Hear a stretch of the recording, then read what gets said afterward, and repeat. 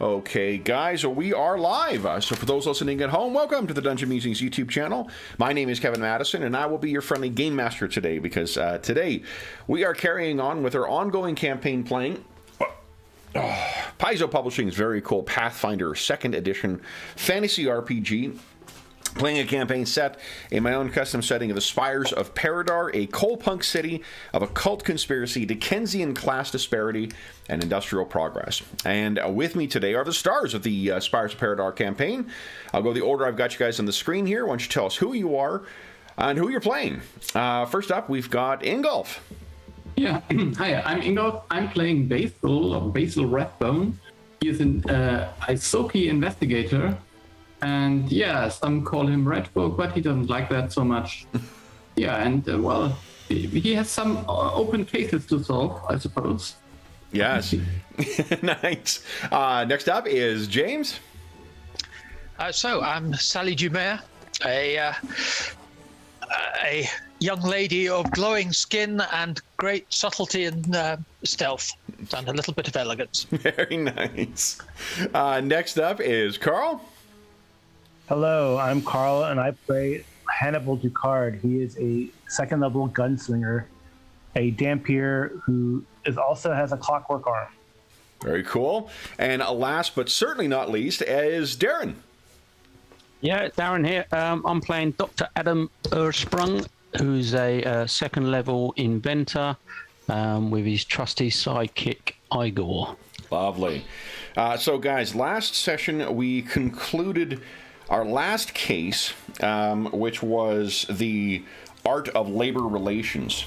And what we're going to do today is pick up about a month later. So we are going to start off with some...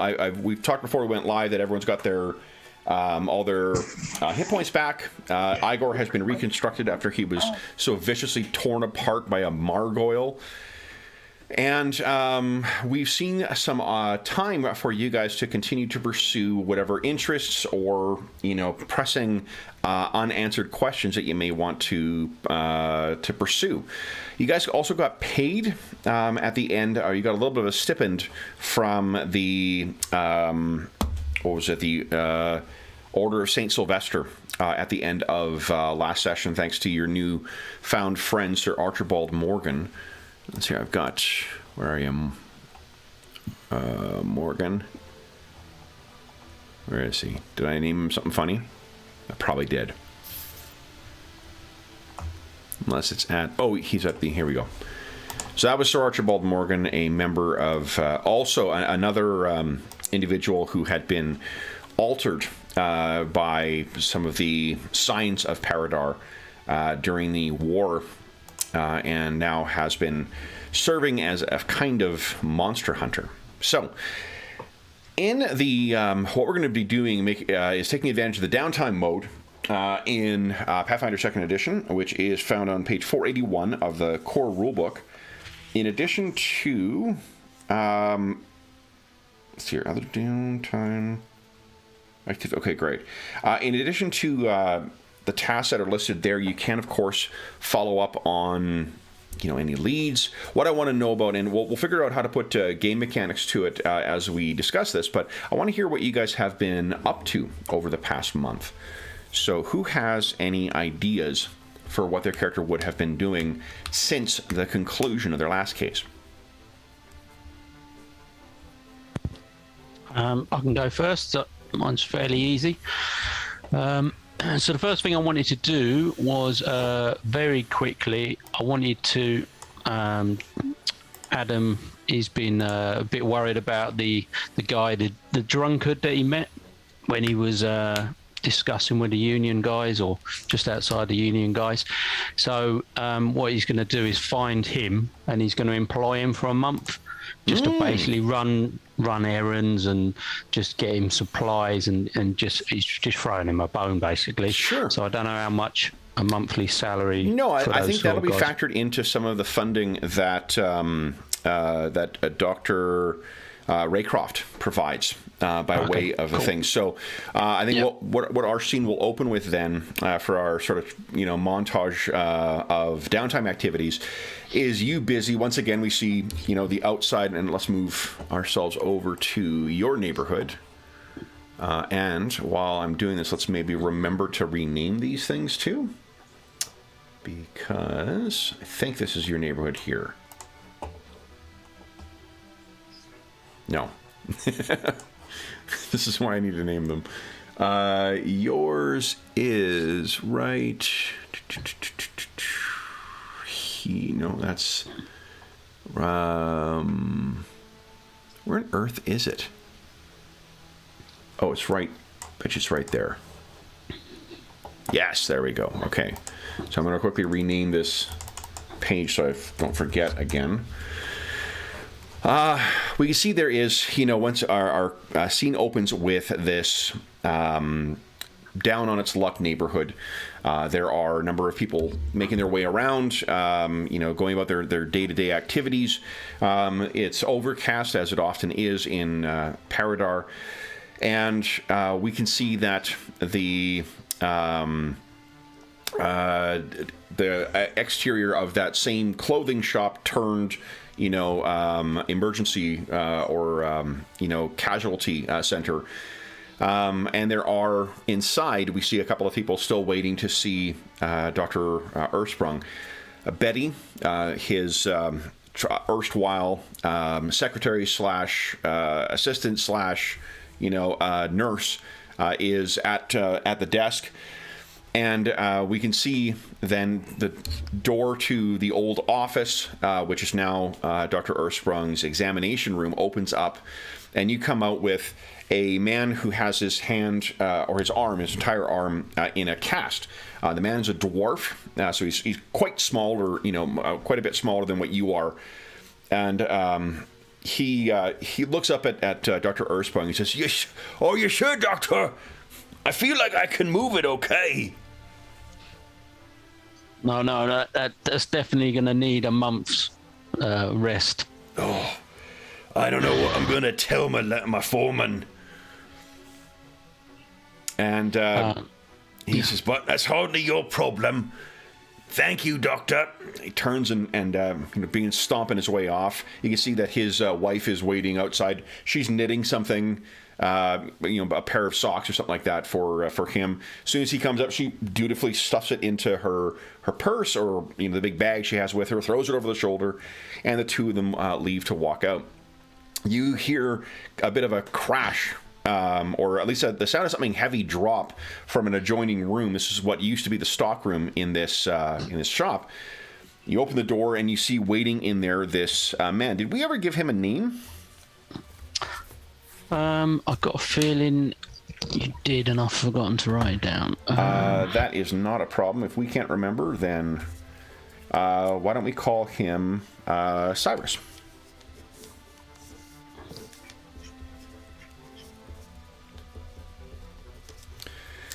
And tell us a bit about, have done anything to try to address his drinking, because that is the reason he got terminated in the first place. Yeah, that was the main reason I wanted him working for me. So I was going to give him lodgings and make him basically work for me, so that it would dry him out a bit, because of an evening, I'm going to sort of lock the shop up, and he's going to be sort of staying in here, basically. Okay. So it's giving him a roof over his head, but also trying to help him to sober up a bit, and I can have a few words to him when I get a spare minute to try and turn him around a bit. So you hear the crash, and you sort of know what the source is going to be. You push the door open to the stock room, and the Cyrus has put this thing down. There's a large box of supplies that has come from Dr. Raycroft, and it seems it was a little heavier than he anticipated. So he looks up and he says, "Oh, I'm sorry, Doctor. Did I disturb you or your patients?" I'm just checking. Some of these things can be quite delicate and valuable. "I am sorry, sir. I will not. I don't think it damaged anything in here, but I can pop it open if you like." That won't be necessary. It's all right. I wanted to check you haven't injured yourself in the meantime. No, I'm okay, Doctor. Thank you. But I tell you, it's thirsty work. This. Well, when the work's done, then maybe we can relax and have a drink. But until then, we need to crack on. I appreciate your work ethic, sir. Doctor, I meant to show you something. There was something you had me minding downstairs. Those plants. Something's happened to them again. And unfortunately, you know kind of what he's talking about. So you may recall that you were also working on synthesizing that serum, trying to find a way of curing the serum. One of the things you've turned to with the assistance of Dr. Raycroft is cultivating a specific type of medicinal herb, something from foreign lands, as it were. Mm-hmm. But you've had complications with it thus far. So if you have a moment, Doctor, I can show you. Oh, yeah, lead on. So it brings you back downstairs to your laboratory, and the place again, like we've talked about, it's got the Jacob's ladder of the electricity going up, it's the archetypical mad scientist lab. He leads you over to the far side, and what you can see set up, next to a bunch of metalworking tools and other things, is a small garden. Some of the plants are just like herbs and whatnot that are growing out of the of like a kind of a window box type thing. But there's also something that is set up in like a vivarium, a clockwork kind of or steampunk kind of driven vivarium to try and grow things in. Within the vivarium, we can see that there is a plant with a bit of an unusual look to it. The leaves leaves that come off of this thing they kind of look like inverted, like as if there was like recursive hearts in it. So it has sort of like a heart shape, but then there's another one that sort of goes out and another one that goes out, and there's a strange purple vein structure, or I'm not sure what the plant equivalent is. A botanist may be able to help here. Goes out throughout this. And the plant is growing up around a little stick that's in there, and you've got 6 sets of these things going through. And this is no surprise to you. This is something that you've once you cultivate these things, you can use the leaves, and it's going to be part of your process. But he says, "Look, it's happened again," and he points at it, and what you can see is within the vivarium there are more of those white blossoms. I've mentioned before, but one of the things that's common in Paridar is that in all sorts of plants, there's these strange white blossoms that seem to grow parasitically off of them. And it doesn't generally affect the growth of the plant. It normally is just, it's there. So you'll have a tree that has a bunch of white blossoms poking out of it. And it's so ubiquitous that there is a popular pub song called the White Blossoms of Paridar that people like to sort of sing in the pubs. You've taken great care to try and keep these things, because you've had this problem twice before where as they've grown up, the white blossoms have appeared and they've actually impeded the growth of these things. The vivarium was set up so that you would prevent any kind of interaction. There would be no problems with it. There would be no more pollutants or whatever has gone in there. Those have not been touched apart from using your apparatus that you set up so as to add water and to add whatever else. But once again, these white blossoms have appeared on this and have seemingly ruined this batch. He says, "I swear I followed your instructions, Doctor. They did not see the light of day or breathe a single breath of fresh air." And no one else has been in here? And maybe... Only myself. I've been sleeping in here when you and the nurse comes back. This is most troubling. And where did I get these samples from? Was it from Dr. Raycroft? A suggestion he had. You've been sort of working, because he was involved with the medical corps in developing the serum in the first place. He's sort of been providing some backdoor, advice on this. What do you want me to do, Doctor? Do we start over again? Have you got more of those seeds? I'm happy to try again if you like. That was the last ones I have at the moment. Do they all look like they're ruined?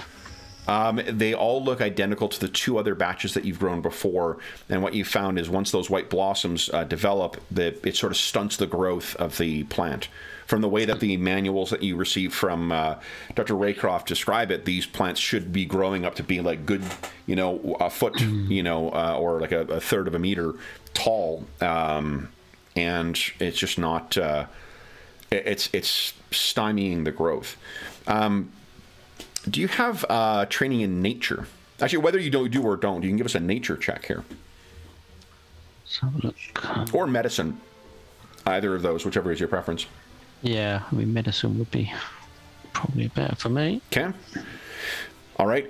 So what you know is, this is weird. I'm not sure you've heard of the blossoms specifically interfering with the growth of anything before. I mean, it's hardly your expertise, nor are you part of like a proper academy, but you've never heard of the white blossoms interfering with the growth of an organism. They're normally just omnipresent across the city.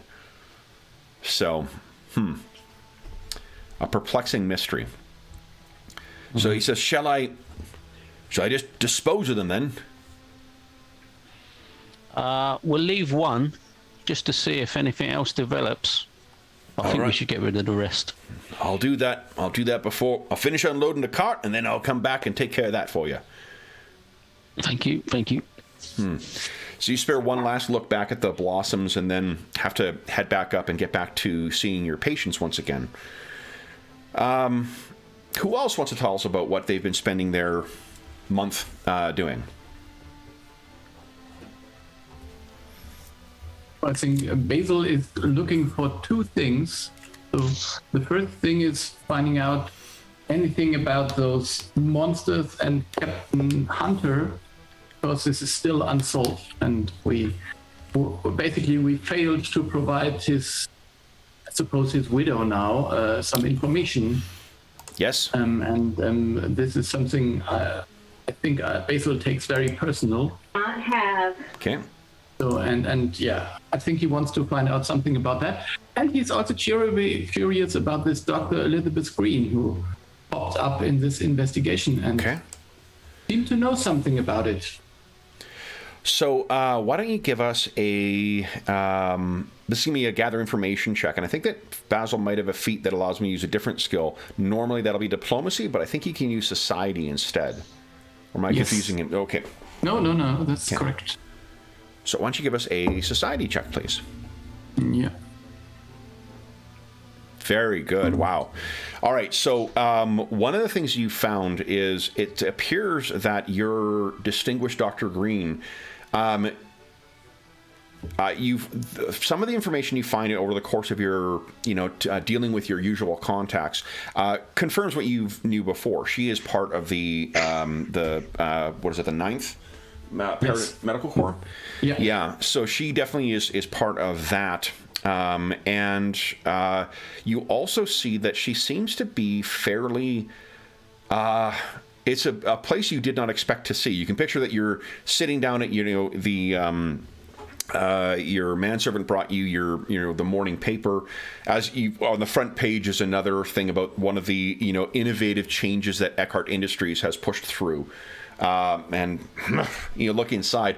Curiously, it's on the society papers is where you see a photographic representation of her. It appears that our Dr. Green also has contacts within the upper echelons of Paridar society. She has been definitely making the rounds or at the very least is sort of lurking on the edges. There may be more, if you can't find any more about the particulars of her work with respect to the 9th, you may learn more about where she came from, because her family definitely seems to have connections. Okay. The other thing you find is that curious, because I'm imagining that you're keeping an eye on it given your friendly relationship with her before, Annabelle Carrington has an interesting series on a new phenomenon. There appears to be a new, popular, I guess, diversion that seems to be making the rounds through Paridar society, and it is something called the Elder Order of the Endless Odyssey. I'll put that in chat so you guys here have it. At least it has a cool name.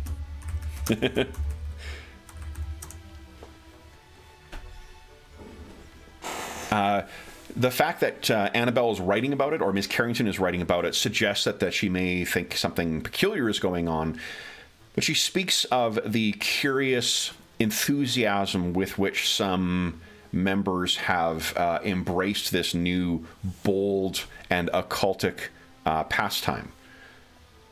Nothing of interest yet, and nothing earth-shattering, just the fact that she has tweaked it as something that has piqued her interest suggests it's something that may be of interest to you as well. Yeah, I guess I can look into that. Oh. Okay. Ms. Dumer or Mr. Ducard, what do you guys have in mind for spending or how would you like to have spent your month? I think Sally will have been catching up with Mrs. Eugenia Hunter. Mm-hmm. But also socializing a bit with Sir Archibald. Okay.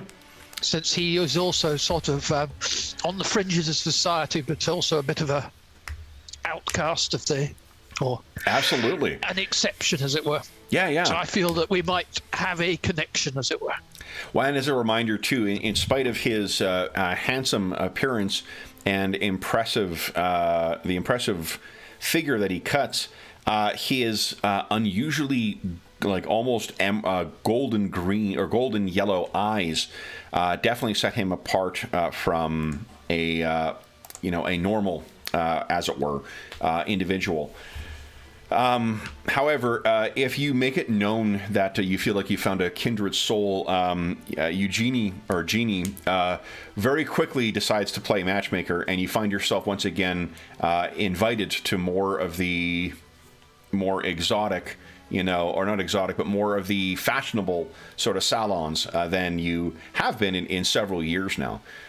It appears that word of your involvement with the Eckhart, affair, and the industrial relations with Blackheart and Sons,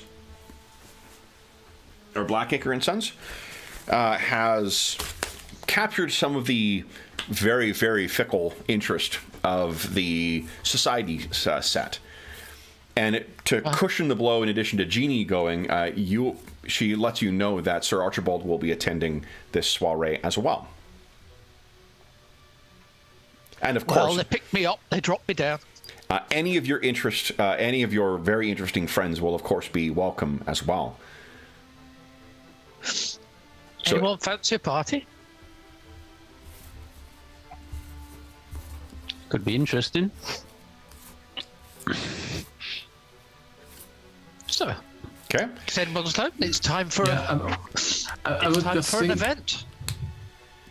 I would just think that Basil would have, he would have a bad conscience about not finding her husband, so he would not go to that party. Forgive me, I'm confusing two people here. It's not not Eugenia, not Jeannie who invites you to this. It is your friend. Where is she here? Jeannie is not. Forgive me. Jeannie is still, does not hold the loss of her husband against you, Ms. Dumer. It is. Hold on here. Where is she? Where is she? You know what you need to do, Kev, is make a list of all the NPCs. It sounds like a good idea, Kev. I was wondering, her husband is missing and she's going partying. Yeah, no. I'm thinking of your... it is Daphne Lagrange. That's who I'm thinking of. My friend Daphne. Yes. So Ms. Lagrange is the one who is going to be happy that you are, coming back into circles. Forgive me, I'm confusing the two characters. Oh, and I have actually a illustration for Ms. Lagrange as well. Give me a second here, so I will not get fucked up again. So if Daphne invites you to this, will you attend? Well, I will. Yes, of course. Yep. I could, but if Dr. Ursprung wants to go, then he should. I mean. Oh no! As many of you that wish to attend. Oh yeah. So then I could just come with you. Yes. This is going to be a more of a bohemian affair. So the more colorful guests will certainly be welcome at this affair. And she sort of, Then we should take Hannibal as well. He's the most colorful. Also, your stalwart protector, it seems. So forgive me, James, I misunderstood. So yes, Eugenie, she is putting on a very brave face. You know, the captain of, or the wife of a whaling, captain. She is used to having to wait for very many long and uncertain months. So she does seem to be taking this fairly well, though the fact that there has been no word, it does weigh on her a bit. Why don't you give us a diplomacy check, please? Yep. Let's see if that's why I'm spending time with her, to take her minds off the. Sure. Yeah, maybe there's a card game you guys played when you first came to live with her. Diplomacy check. There we go. So that's not terrific. You want to spend a hero point to take another step why that? Not? Let's. Okay. Nat 1. So sadly, there is very little that you have heard. One of the upsides is it's been about half an hour now, so you will get another hero point. Everybody gets a hero point. And you've heard no further. There's been no. You know that Basil has been looking into Dr. Green, but there's nothing further that he's been able to turn up, apart from perhaps this interesting thing about her being a part of society, or her family at least being part of that. No sign of any strange things in the sewers, no sign of anything down by the wharf, and that ship, while the Harpy was in for servicing, for dry dock maintenance, there's been no other. It seems that after you saw those things there, if they were holding up there, they've gone. So it is as yet an open question. Now 2 months and change that he's been gone. Ms. Hunter. Yeah, it's quite a while. Yeah, Mrs. Hunter, though, seems to be taking it in stride as best as one can expect from someone whose spouse is missing. If you avoid the topic of her missing husband, she will happily carry along with that too. And if there are any stumbles in the conversation where you make reference to him, she will happily overlook it, and you see no visible, change in her demeanor. She is the epitome of the brave face.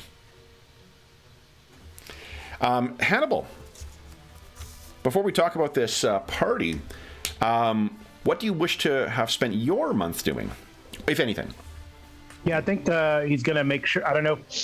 I know he had wanted to, but I don't know if he ever was able to make like a buy and have constructed a plot for our buddy Clovis Potter, who, in his mind at least, Hannibal felt sacrificed his life for us. Yeah. So if he's able to do that, he's going to visit that gravesite. Yeah. So you got, and what are you seeing this being? Is it like a a simple gravestone with some stuff on it? Is it? Yeah. Yeah. Okay. I think.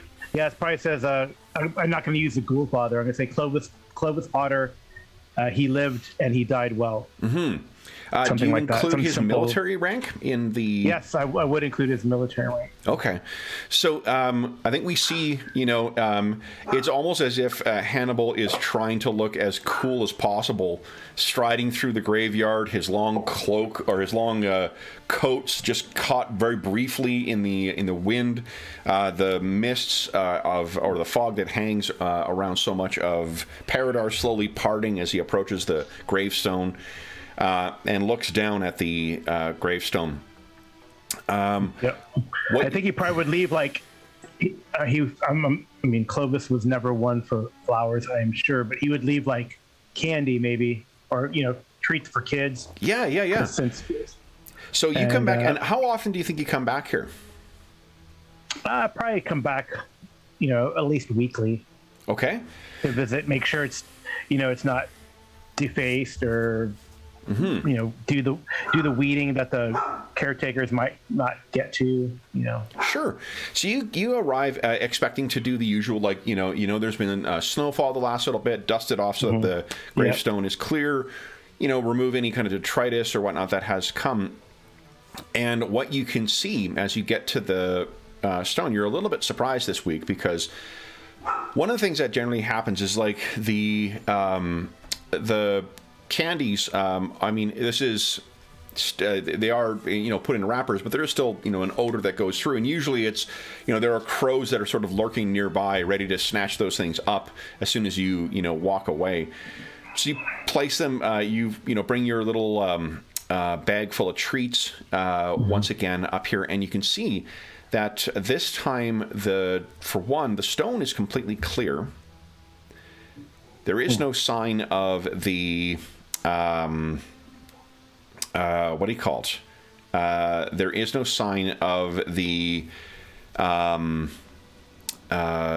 candies, like the which is not unusual because usually the birds sort of carry them off. But this time you can see that there are some footprints around the stone itself, and it appears that there is a small thing placed at the foot of a small little looks like a package that is wrapped up, and the package is only about like maybe that by that. Yeah, I will check it out. Okay. Why don't you give us I can't remember, are you trained in survival? No. Okay. Just give us a perception check then, please. Oh, it's separate, right? Yep. Oh, yeah, sorry. On the first page, bottom right. Yeah. Okay, so plus 7. I was a 4-year-old. Do you want to take another stab at that? Yeah, I'll use a hero point. Okay. Yeah, I'll use a Sure. 3. Okay. Not much better. Roll20's off to a great start here. Yeah. All right. So you look, and apart from the footprints obviously seem a little small. Mm-hmm. You look back and forth, and you reach down, and you can't tell where they come from, and apart from knowing that they obviously were made after the last snowfall, when this happened is not clear. But you pick it up, and it's very, very light. It seems like it's just a piece of treated paper that encloses something. You undo it, open it up, and what you can see is the remains of a broken and empty vial. And it's very similar to when, you don't have a memory of the vampiric serum being administered to you because you were dead at the time, but you do remember what was what you found at the Major Fitzhume's when he was trying to infect those kids. So you look around and you can't see anyone, but you do get that feeling that you are being watched. What do you make of this? I look around and I call out, "Who's there?" You hear someone else wanting to give homage to the Ghoulfather. Okay. I'll use that term. Sure. And you're looking around, and there's there are rows of different irregular-sized tombstones, and there are crypts that have been set up too. It's got that old graveyard feel to it, where there's just it's chaos for where these things were built up. There wasn't really a rhyme or reason to it, so there's plenty of places for things to hide. Yeah. But what you do hear is the sound of a child's laugh. And then you can hear the sound of something running off into the fog.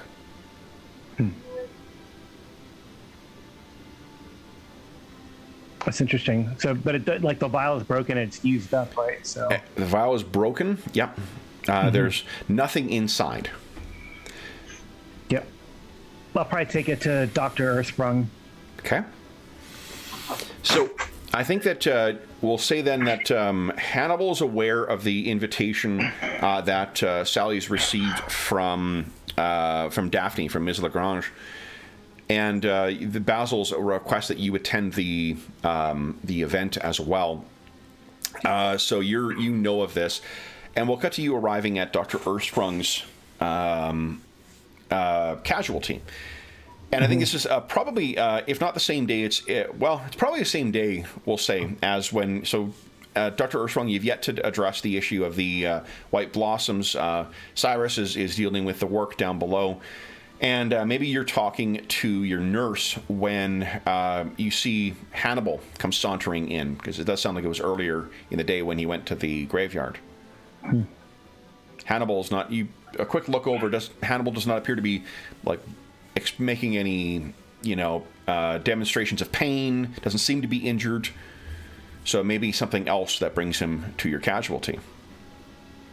What happens next, guys? Is Dr. Earthsprung busy? Does he have a patient, or is he? There's probably two people waiting in the clinic, but neither of them seem to be particularly, urgent cases. One's got a bit of a nagging cough, and then which is a middle-aged woman, and then there is someone who is just like it's a regular checkup, someone that you're monitoring an injury from before. I say, Yeah, Dr. Earthsprung, do you have a minute? Yeah, if I come out, I'll see Hannibal. I'll say, please, Hannibal, come into my examining room. Or office? Okay. It's the same thing, but Yeah. So there still is, because Dr. Earthsprung seems to be fairly focused on. Right. Tell me if I got this wrong, Darren, but he doesn't seem to be particularly concerned about, paperwork's not really a thing. Yeah, so it still says manager on the outside of the door. So, you guys have been sorry, Carl. I interrupted you. So I show him the bundle. I say, "What do you make of this?" I feel like we owe Clovis Potter a debt, and I wanted him remembered. But so I've been, I bought and I set up a grave plot, and I go there to pay my respects. But and usually the crows get the treats I leave. But today I found this, and I show him the broken vial.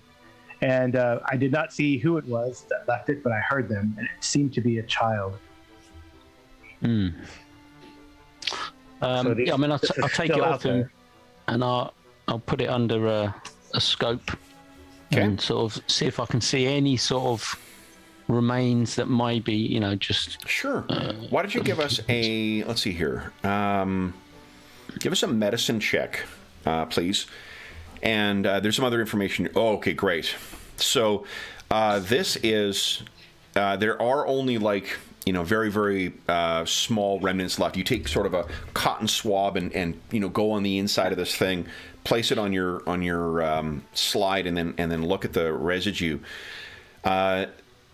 For one, there is no question that this was the vampiric serum. This is definitely the same. You've seen this.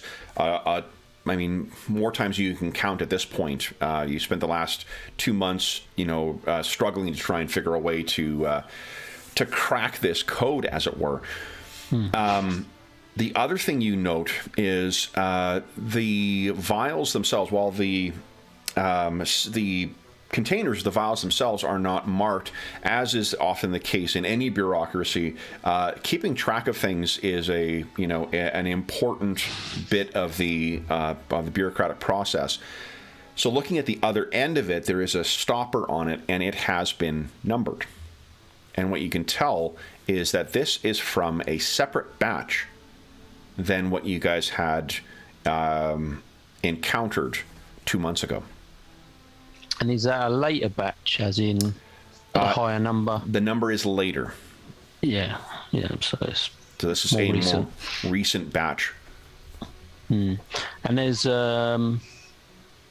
Rathbone. Is he confirmed that he's managed to stop the production, or is he not giving me information? Ravencroft, you mean?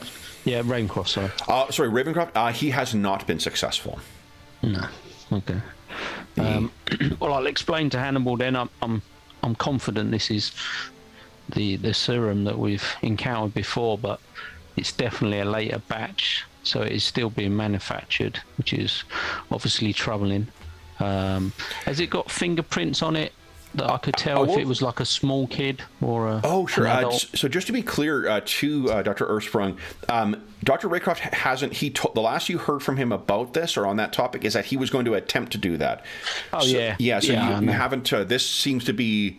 I mean, it's not clear when this was manufactured, but I mean, it certainly is a later batch than the last one you got, and that one seemed to have been intercepted en route from the manufacturing facility to the storage facility. Yep. So you can draw from that what you wish. As for the fingerprint, sure. I mean, I think you'll need to access your laboratory in order to do that. Oops, okay. So my dice tray almost came apart. It appears that there are two different parts that have been pressed together and not secured in any way. All right, so you do get, you are able to, make use of that, the fingerprinting tools that you have in your laboratory, and if you have access to them again, you'd be able to get it.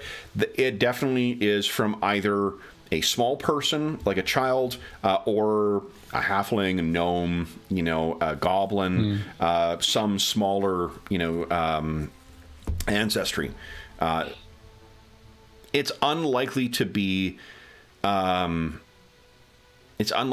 goblin, only because they often have, I mean, their fingers or their hands are sort of just physiologically set up a little differently than others, but it seems that the children obviously still at large, but they could be more being infected. It's hard to tell. Maybe I need to speak to Greycroft again and see if he's had any more luck with stopping the production, but it's not good.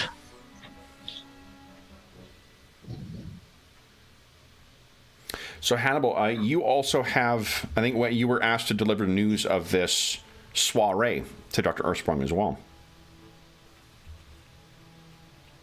Oh, you're muted, We're supposed to go. Yeah. Oh, right. We're supposed to go to a party, Doc.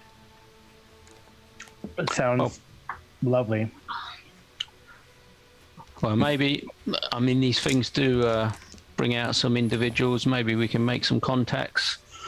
Maybe I can drum up some more money for the surgery. Oh, right. And money for veterans. Good idea. So, I expect that Ms. Dumer has a wardrobe still full of perhaps out-of-season dresses, but certainly has access to one of the more fashionable tailors, if not on her own, then certainly through Ms. Lagrange. Basil, I imagine you have your set of sort of what doubles for, formal wear. Yes. But Hannibal and Dr. Ersprung, do you guys think you have, I suppose, Hannibal, you have your old military uniform. It's probably needs tailoring and cleaning. Cleaning. And that could work. I mean, yeah. probably could work. Up to you. My old formal. Yeah, I mean that is one option, I think. But apart from that, it doesn't sound like Hannibal likely has any other sort of appropriate attire. So does he want to sort of clean up his uniform? I think that's probably the best. Okay. Least expensive option. Sure.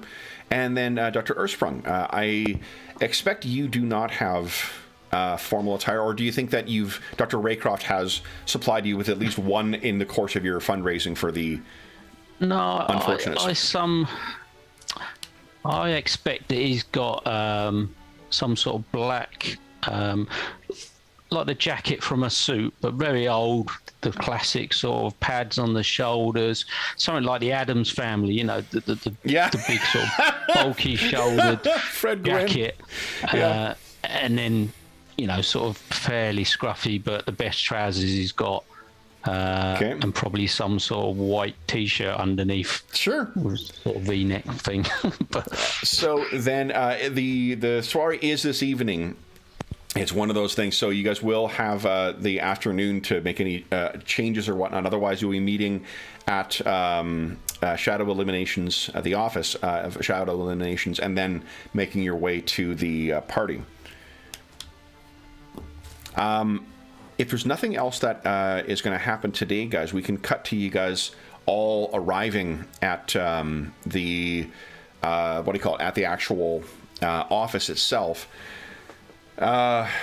Basil, are you looking any different than you normally look, or are you? Yeah, maybe I have just a more a finer coat, maybe, and a little bit. I think maybe I brushed my fur a bit, so it looks like less scrubby, maybe. Okay, That's about it. Ms. Dumere, what are you wearing? Oh, you're muted, James. Oh, still muted.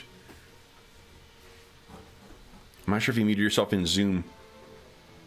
Nope, still can't hear you. Let's see, are you still in the Zoom call?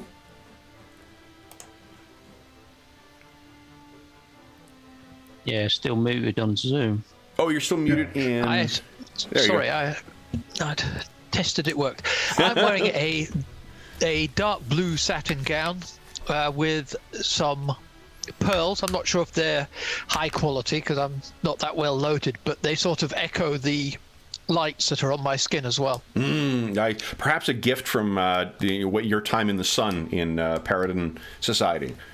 Exactly. Something, a leftover. So I've sort of tidied it up slightly, tweaked it slightly to make it more in the current fashion. Okay. So it's a bit of a hand-me-down, as you say, recycled. Now for Hannibal, what is Hannibal's... excuse me, my goodness. My goodness. Bless you. Thank you. What does Hannibal's uniform look like? I don't think he was an officer. I figure if he rose to like sergeant or something, it's a sergeant uniform, infantry. I don't know what the colors would be, if they're bluish or reddish in this country. Sure, yeah, it could be. I mean, I think red probably is more reserved for officers.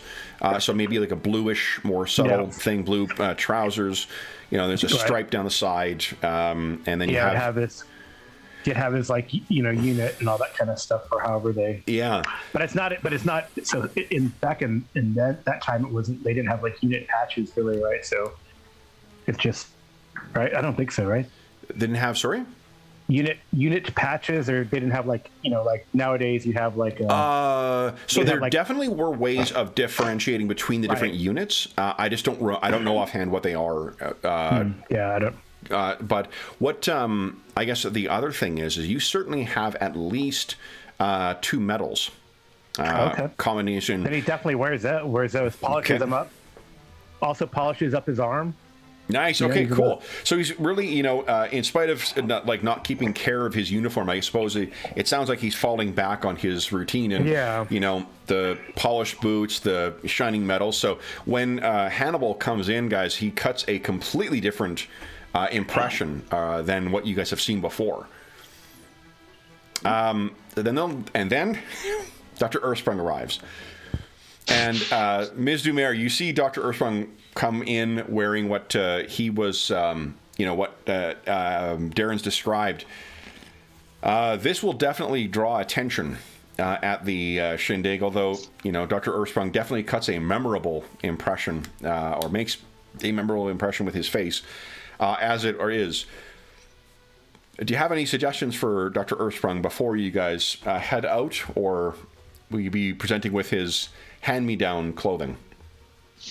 Oh, I have a bit of a finick round him, tidy some things up, whip out a bit of satin just to tidy up a few ribbons here and there, just to be a little bit more stylish. One of the upsides is Golag, being a half-orc, has a much bigger frame than what a human would. So, given that Golag lives here as well, he could certainly, with a little bit of squeezing, I think that Dr. Earthsprung could easily fit into any of his clothing, if you wish to sort of repurpose fancier clothes.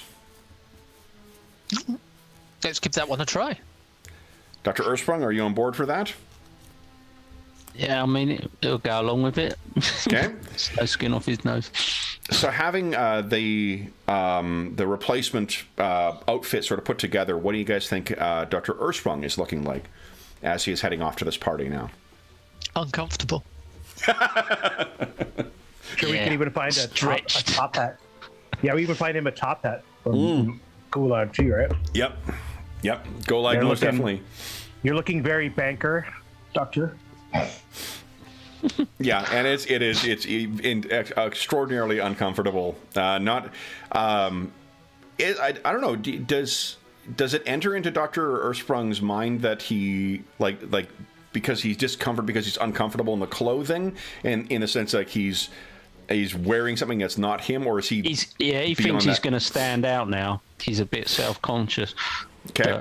Oh no, everyone's going to notice me, and it's like, obviously everyone notices him all the time, and there's nothing changed. But yeah, he's going to feel a bit awkward. Okay. So, is there anything else? You guys have an opportunity to talk amongst yourselves before the coach arrives to bring you to the soiree. Anything you guys wish to discuss now that you have the Illuminators all together? I'd go say, Basil, I don't think our case of the vampire children is solved. I explained to him what I found at Clovis Potter's grave and the encounter. If I could not see it, it must have been supernatural. Yeah. I can believe that, but I'm puzzled. So we thought it was that this was only one instance, because like the patient zero kind of thing who got any superpowers, and we finished him off. So it's really strange that there is someone else maybe doing the same thing now. Or it's a conspiracy.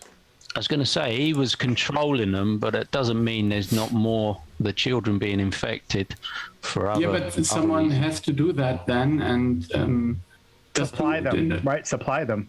Yeah, supply them and keep control of them. Otherwise, we would have an outbreak of violence or something like that. But we never did find the body of Clovis, did we?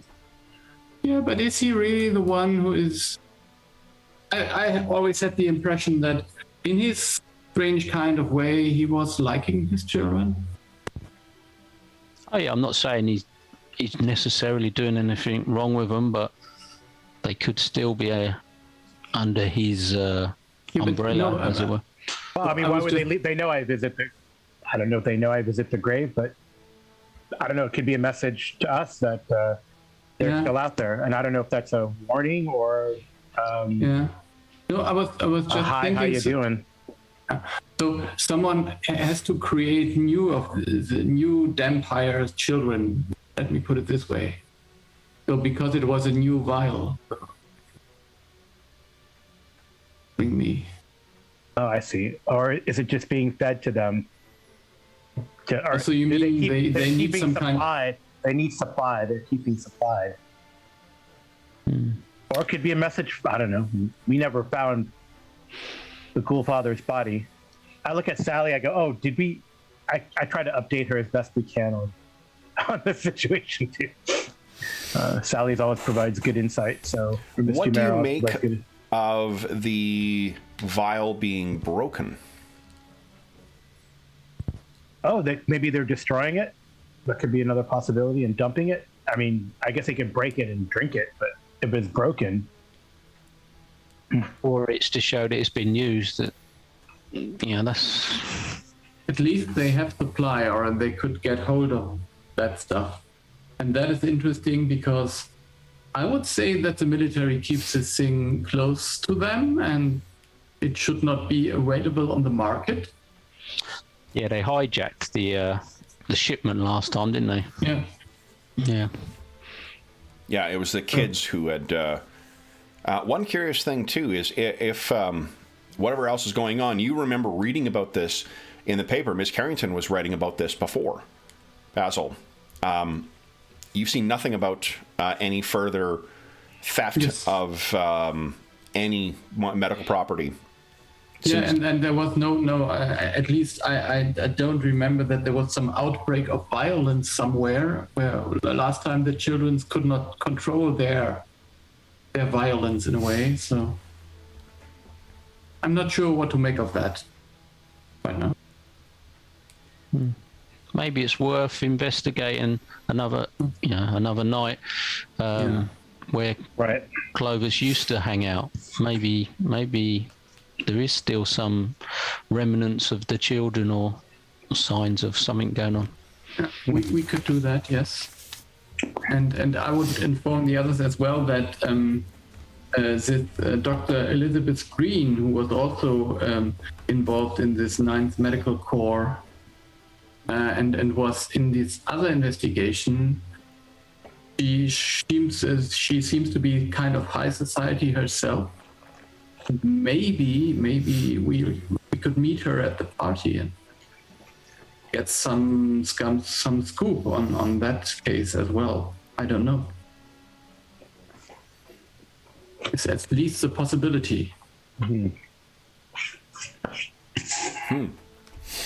Anything else you guys wish to discuss before the carriage arrives?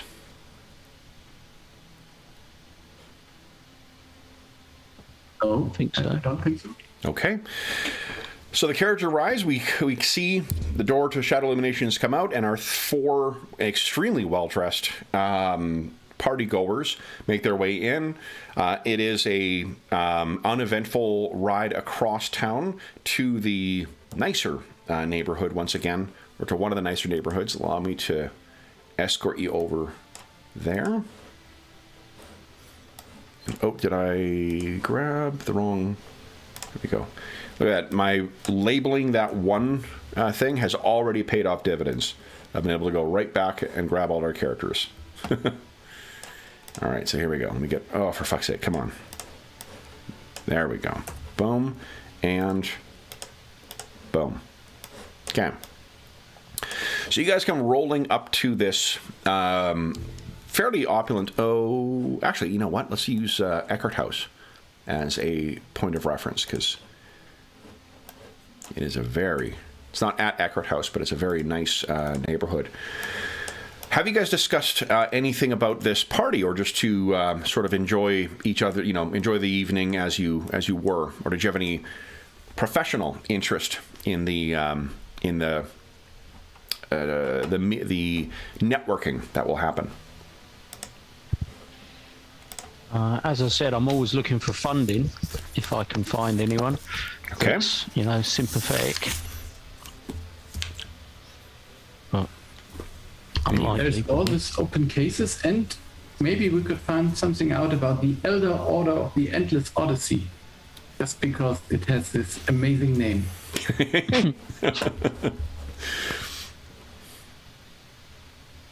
No one else? Okay. So as you guys arrive, we can sort of see that you are met by, there's a doorman, there's no expense has been spared here. all of the serving staff, you can tell, have masks on, like kind of like, not like domino masks, but almost like a less intricate version of sort of the Carnival masks, the Venetian Carnival. And as you guys, or the Carnival of Venice, I think Carnival is Brazilian. As you guys are making your way in, it is a very distinguished party here. There are lots of high-class accents that you can hear spoken amongst the different conversations. Some very, very well-dressed individuals. And your arrival is announced by a proper announcer, or caller as you guys come in. And it is Ms. Sally Dumer and guests, who is how you guys are provided the introduction. You can picture that you're in this fairly large foyer. There are stairs leading up to the other side. There's a library on one side. There is a sort of a salon on the other side. And the place is just full of people. And you hear a voice cry out from in the midst of the crowd. And Ms. Lagrange comes running over to you, Ms. Dumer. Sally, you made it! You made it! Daphne, I wouldn't miss it for the world. Wonderful. Someone else is here that you'll be interested in seeing, too. But tell me, who are your friends, though? Such interesting people. She both looks down at Basil and looks up at Dr. Earthsprung and meets Hannibal in the middle. Oh, and who is this fine feature of a soldier? Let me introduce you to my good friend Hannibal. A distinguished soldier. And she takes your hand and shakes it. My pleasure, yeah. Mr. Ducard, I thank you for your service and for your attendance here. Always good to have.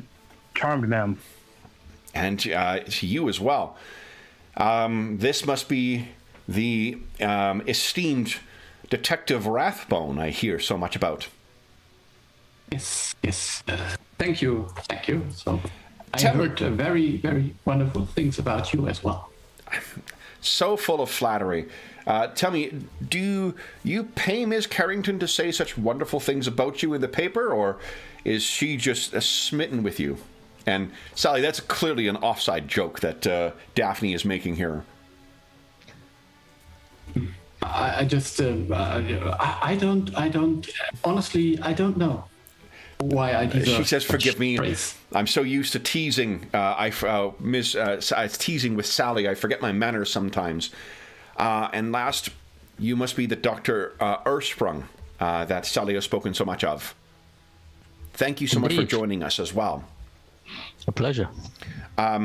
Your charity work with the unfortunates, I hear, is most impressive. I do what I can. You don't need to make a roll more done. to hear that. She doesn't seem to really care about that, but she cares about saying that she cares about that. Yeah, the usual. Yeah. So she says, please, all of you, this is not my home, but please treat it as your own. There will be, not only do we have a variety of interesting and unusual guests in attendance, we have, I have it in good accord that we will be having a seance with Augustus Thorngrove. And Basil, that name rings a bell with you. Would you give us a society check again, please? DC's quite low here, so as long as you don't roll a nat 1, you'll be... Let's see. Don't. So it's a 19. Augustus Thorngrove is the master of the Elder Order of the Endless Odyssey. And he is currently the most popular sort of like featured guest at these types of things. So we can experience the secrets of the Elder Order of the Endless Odyssey ourselves. Indeed. Very, very interesting. Then, Daphne then turns and says, please, enjoy yourself. So actually, Basil's the only one who sort of recognizes that name. Why don't, let's see here. How would you guys come across this? I'll just set the DC higher. Why don't Sally, Hannibal, and Adam each give us a society check as well, and I'll just have a higher number.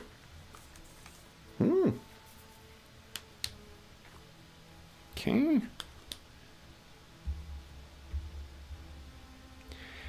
Hannibal, you thought you saw something. I think in the course of your travels back and forth here, you thought you'd read something about, and it's not about the it's not about the Elder Order necessarily. It is the it was sort of a scandal column, and you've heard that there is a residence, like a noble manor called Stoneburn Manor, located on the outside of town, owned by let's see here, what is that? The Colston family, that has been turned over to this gentleman. Other than that, you've not really, none of the rest of you guys have heard anything further. So Daphne says, Sally, I do have someone I need to introduce you to again. Gentlemen, if I might steal our Miss Demare, please make yourselves skip off. Enjoy the party. She turns and drags Sally away. So as she drags her away, Basil, Hannibal, and Dr. Earthsprung, what do you guys wish to do?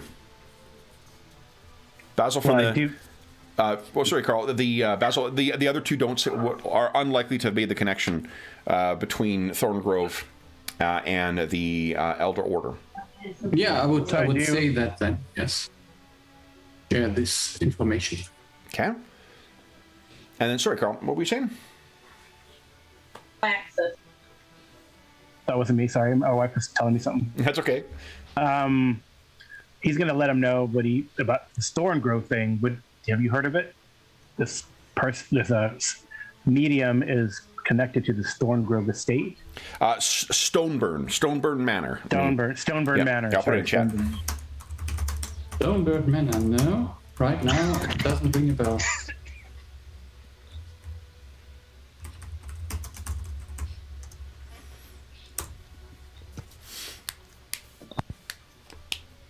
So I think you recognize the Colston name. That is definitely Basil. I mean, it is one of the like crazy rich families in what do you call it? I mean, it's a landed family effectively, as opposed to just the people who are rich. So they are both landed and rich. So that's curious if that's been turned over. It's Stoneburn Manor would be like a country estate, as it were. So it's like a whole, manor being turned over to this individual. Most unusual.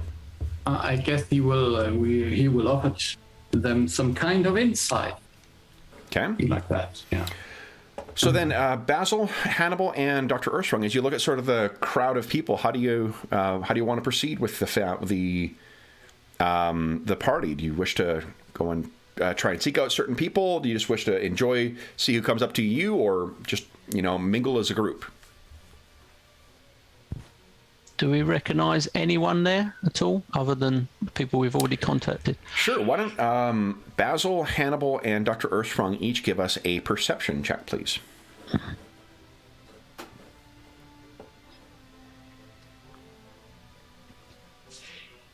$20 from...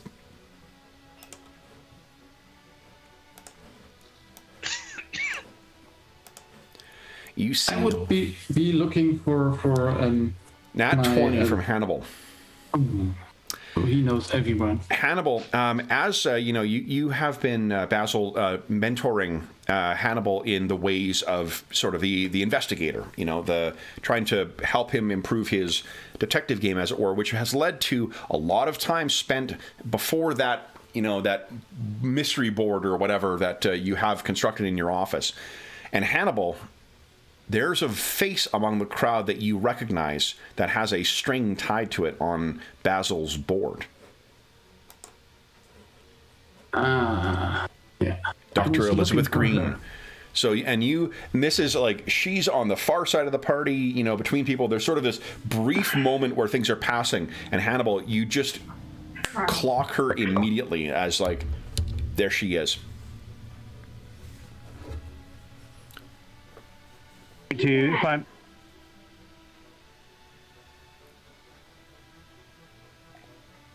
Sorry, people are talking to me. That's okay.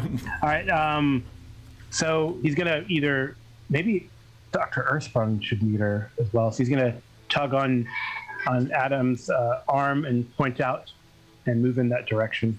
Okay. I actually will, and I heard Basil talking about Dr. Green earlier, right? So you did, yep. So I say, Dr. Green is here. Dr. Green is here. And I'll move in that direction.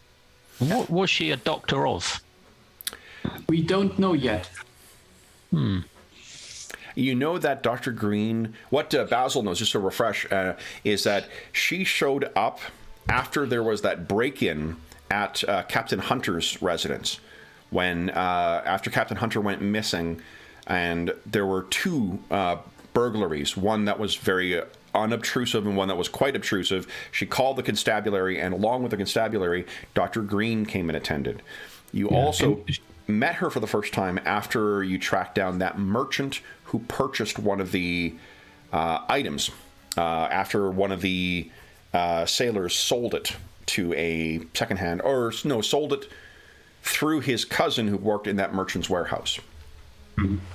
And she seems to have some kind of authority over the normal police, which is also interesting. Definitely. That's right, because you spoke to your contact, right? Yeah. Given who she works for, a doctor of something not good. Mm-hmm.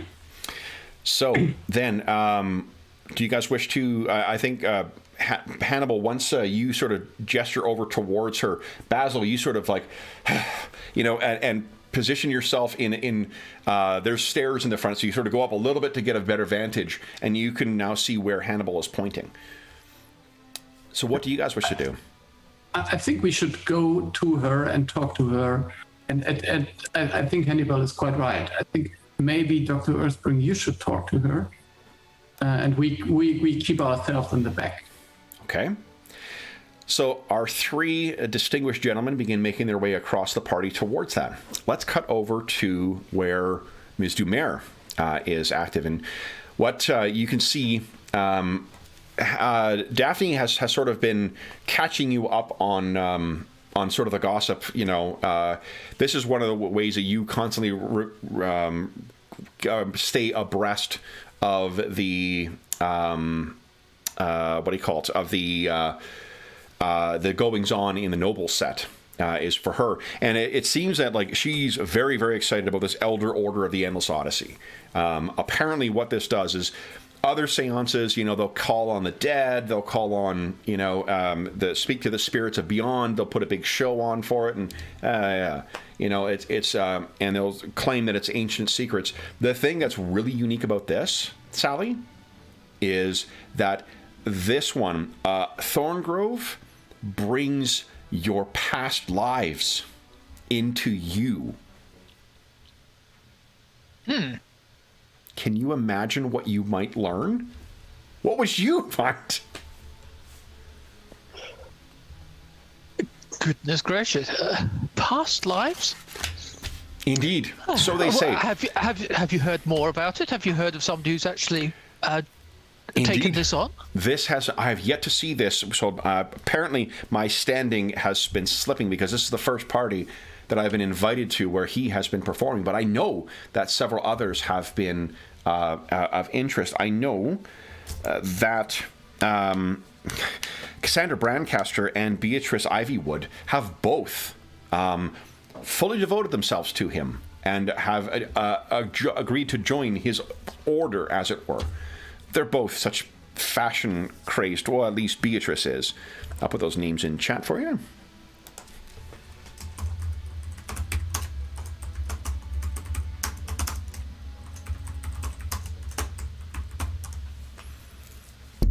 They both seem of quite interest, though.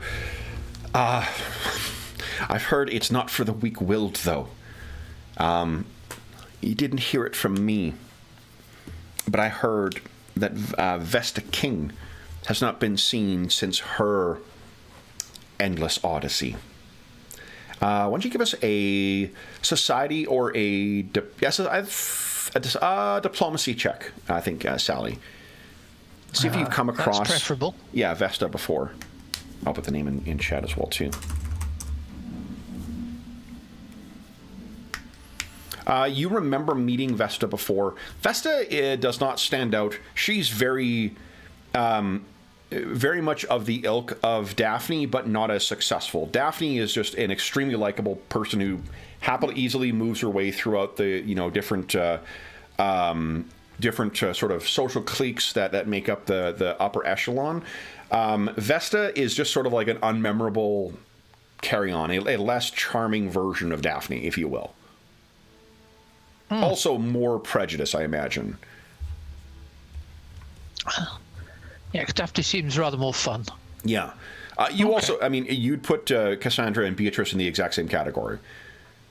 More sort of like, not fixtures of the set in an interesting way, more like background noise of the set. Not to be unkind to those three young ladies, but that is sort of the impression you drew from your meetings with them. I mean, I'm not close to Vesta, but it does seem rather worrying that she has disappeared entirely. She may just have embarrassed Any rumors?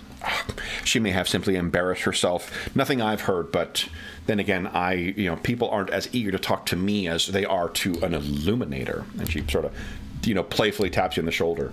Oh, here he is. Archie! And at that, you realize that she's walked you up to a very tall man.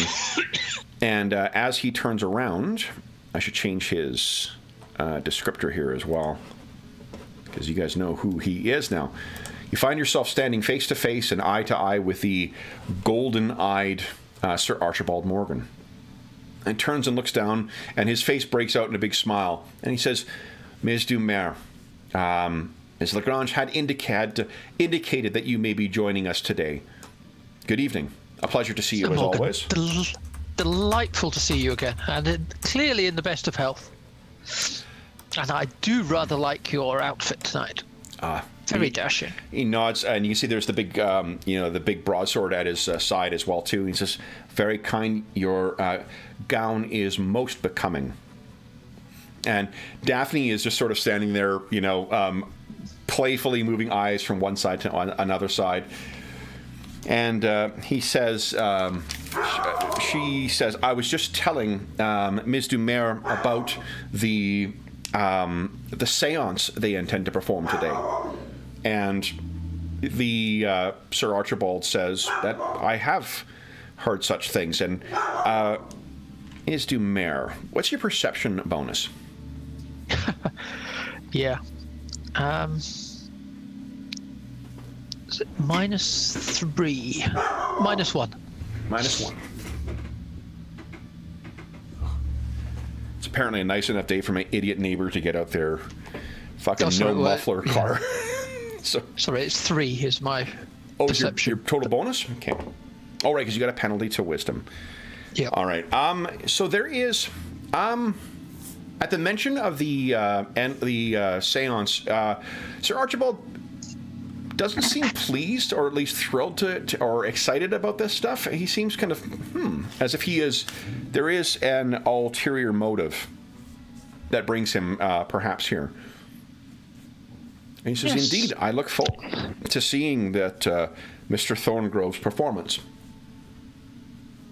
What is your feeling on this? I know that you investigate all sorts of occult and unusual things. What's your take Daphne on this? Daphne kind of hits your shoulder and says, to discuss such things at a party. It's scandalous, Sally, scandalous. And hush, dear. She smiles. Sir Archibald says, nothing in my obligations brings me here. At least not, and he kind of leans forward. He says, at least no official capacity. Though it is curious, I have heard that the performance put on by Mr. Thorngrove it leaves an impression. So I am curious to see it with, and he kind of winks at you, my own eyes, as if there was a double entendre to that. And you? Well, it does sound rather fishy. So I thought I ought to investigate. He actually laughs at that. He says, well played, man. As the Daphne kind of rolls her eyes, says, oh, fish chokes. Sally, I thought, oh, one moment, I see someone I must harass. And she leaves and sort of goes off, leaving you and Sir Archibald alone. And he says, I may have heard that your colleagues may be attending as well. Ms. Dumer, are you attending for strictly social reasons, or is there something in a professional capacity that brings you here today?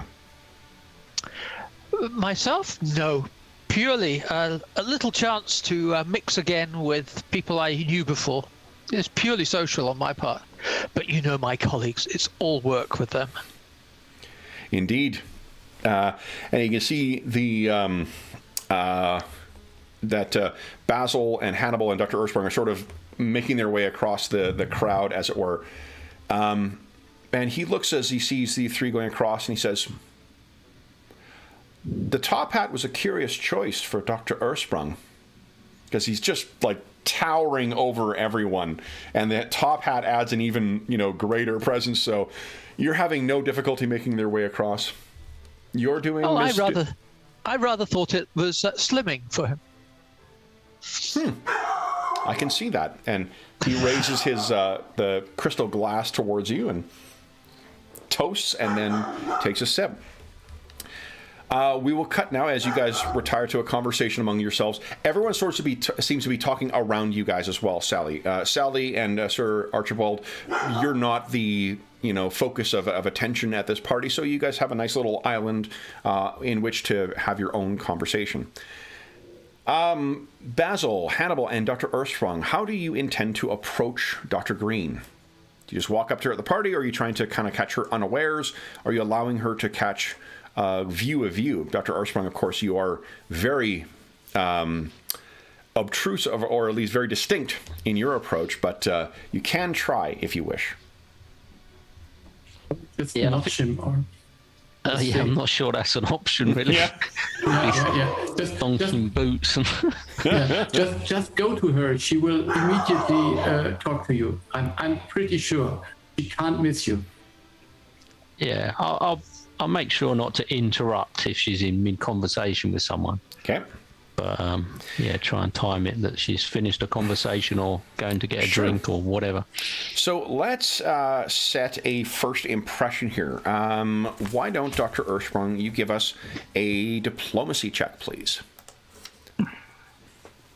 Let's see how this goes over. All right. Now, two bits of good news. One is, because another half hour's passed, you guys will all get another point of Astonishing Fortune. Yeah, I'm going to try and re-roll that one. Hero point. Wrong game, Madison. Give that another try. Oh, it's even worse. So you try your best, but I mean, effectively what you do is you walk up behind this older guy who's talking to her, and you just completely block out the entire thing. So she's talking to him, and her eyes keep going up to see you. And the man finally kind of good Lord, I didn't see you there, sir. My goodness. And he staggers back, and Hannibal and Basil, you guys have much better stealth scores than Dr. Ersprung. What was your intent of how to approach Dr. Green? Well, I guess Hannibal's pretty, he can be diplomatic if he needs to be, but I don't know. Is she known as a philanthropist by any chance? Or, so the only connection that you know of between her and this kind of society gathering is the photos where she's sort of a background figure. You can picture that where Basil has seen her, where there's been photographs of these things. She's sort of in the back corner, semi-hidden, and he's circled her with his, probably. Oh, what things? The Dampier things, or what things? What things had what? Oh, just in general, she always seems to be in a sorry, in the society papers. So in like the gossip rags, the things that show like Mrs. So and So, attended an opening of the public gardens and their family financed it and whatnot. Any photos that are shared of the society types, she seems to always be in the background of it, which suggested to Basil that she must be part of a noble family, in addition to being whatever her role is with the 9th Medical Corps. Yeah, and I would say, Hannibal, you and me, perfect. Yeah, okay. We should just let him do his thing and stay a little bit in the background. He has a way to talk to people that we will never have. Except, look, he's being his intimidating old self. He might need help. It's really, you can picture this sort of like chubby, mid-60s guy. He's got a big, one of those big, Victorian era mustaches that's almost like a quasi beard. And he's talking her ear off with something. And then before he finally notices that, oh, good God, that there's this enormous man standing behind. Let the thing play out. Just okay. Do not interrupt. He has his way with women. I've seen it. So we are technically in the exploration mode. Do either Hannibal or Basil have expertise? Are you an expert in stealth, or are you both just trained? I don't think we have expertise yet. Oh, yeah, you're level 2, so you wouldn't be expert. Level 2, yeah. I'm definitely trained in stealth. So why don't you each give us a stealth check, please? Let's see how well you're hiding.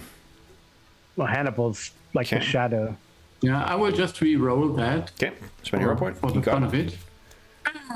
Yes, we will keep on with this tradition of rolling words. Maybe Hannibal detaches himself from Basil. He doesn't believe that he's going to stand like somewhere like in Dr. Earthsprung's shadow. Yep. Not obtrusive, but just in case Earthsprung trips over himself. Yeah, I think so. What happens is maybe Hannibal, if he has to rescue the woman. Hannibal is completely unseen. It's incredible the way he just sort of fades into the background, and it seems that he's part of some other conversation. Unfortunately, there must be statues of other soldiers. Yeah, totally. However, all these men in uniform. Basil, it's not so much that you weren't successful; it's that when this older gentleman, Lord Huffington or whatever the hell his name is, sort of like, good God, staggers back. He unfortunately sort of steps onto you and almost falls over. Oh, quite the pair you two make. My goodness, so large, so small. Can I help you, gentlemen, with something? And that's when Dr. Green says, I believe, Lord, that they wish to have a word with me. If you would forgive our rudeness. And he turns and says, Lady Green, there is no rudeness to apologize for. He turns and sort of, wha! Makes a point of harumphing at each of you, and then sort of goes off into his crowd. Dorothy, where are you? So she slowly bow of courtesy and then go on. Yeah. So her eyes narrow ever so slightly, and as if not like she is challenging you, but as if you two have her full attention at this point. And she says, "Mr. Rathbone, I did not expect to see you at a gathering such as this, and I take it that this is Dr. Earthsprung." Yes, excuse me, Dr. Green. I did not want to interrupt, but so I wanted you to meet my friend, Dr. Earthsprung. I think maybe we have common interests. Nice. It is always a pleasure to meet a fellow physician, and indeed one so well spoken of by Dr. Raycroft. I'll give my top hat a little lift. It hits a chandelier ever so slightly. Spend the next minute trying to get it back on. Forgive me for saying, but I feel that neither of you seem at home in this setting. That seems to be obvious. And she gestures. There is a veranda. Oh, yeah. Perhaps we could bring our conversation there and find more privacy. very much appreciated. She turns and walks, and she has the way that she presented, and this is something, Basil, you can pick up. The way she walks in this environment is different. She carries herself differently in this environment than when you met her before. When you met her before, she struck you as a very determined and focused individual, someone who you've seen Dr. Ursprung at that sort of work, and you perhaps recognize it in yourself when you've been studying, standing hours on end before that board, trying to draw connections between the various, secrets that you've been exposed to in Paridar. Now she walks, like when Sally is on her very best manners. This is equal to what Dr. Green is, or apparently Lady Green is now carrying herself with. You guys are led through the crowd to, through a side room and then into this veranda. And the veranda itself is a large, glass enclosed structure with some plants in here. And there are a couple of different collections of party goers who are all sitting at these stone benches, but that's set before these the various plants, all having fairly discreet conversations, keeping a discreet distance from one another.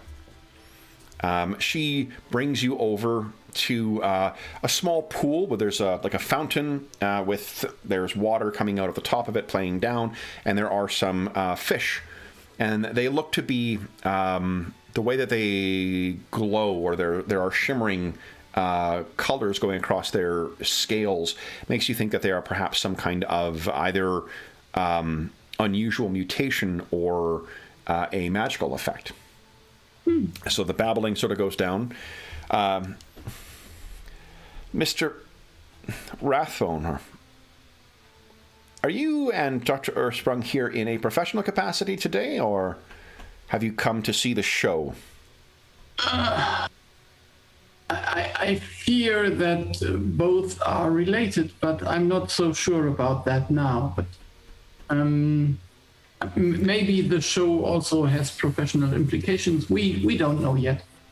But since we caught your appearance here, we would just have a friendly word, because my friend Dr. Ursprung is working to find some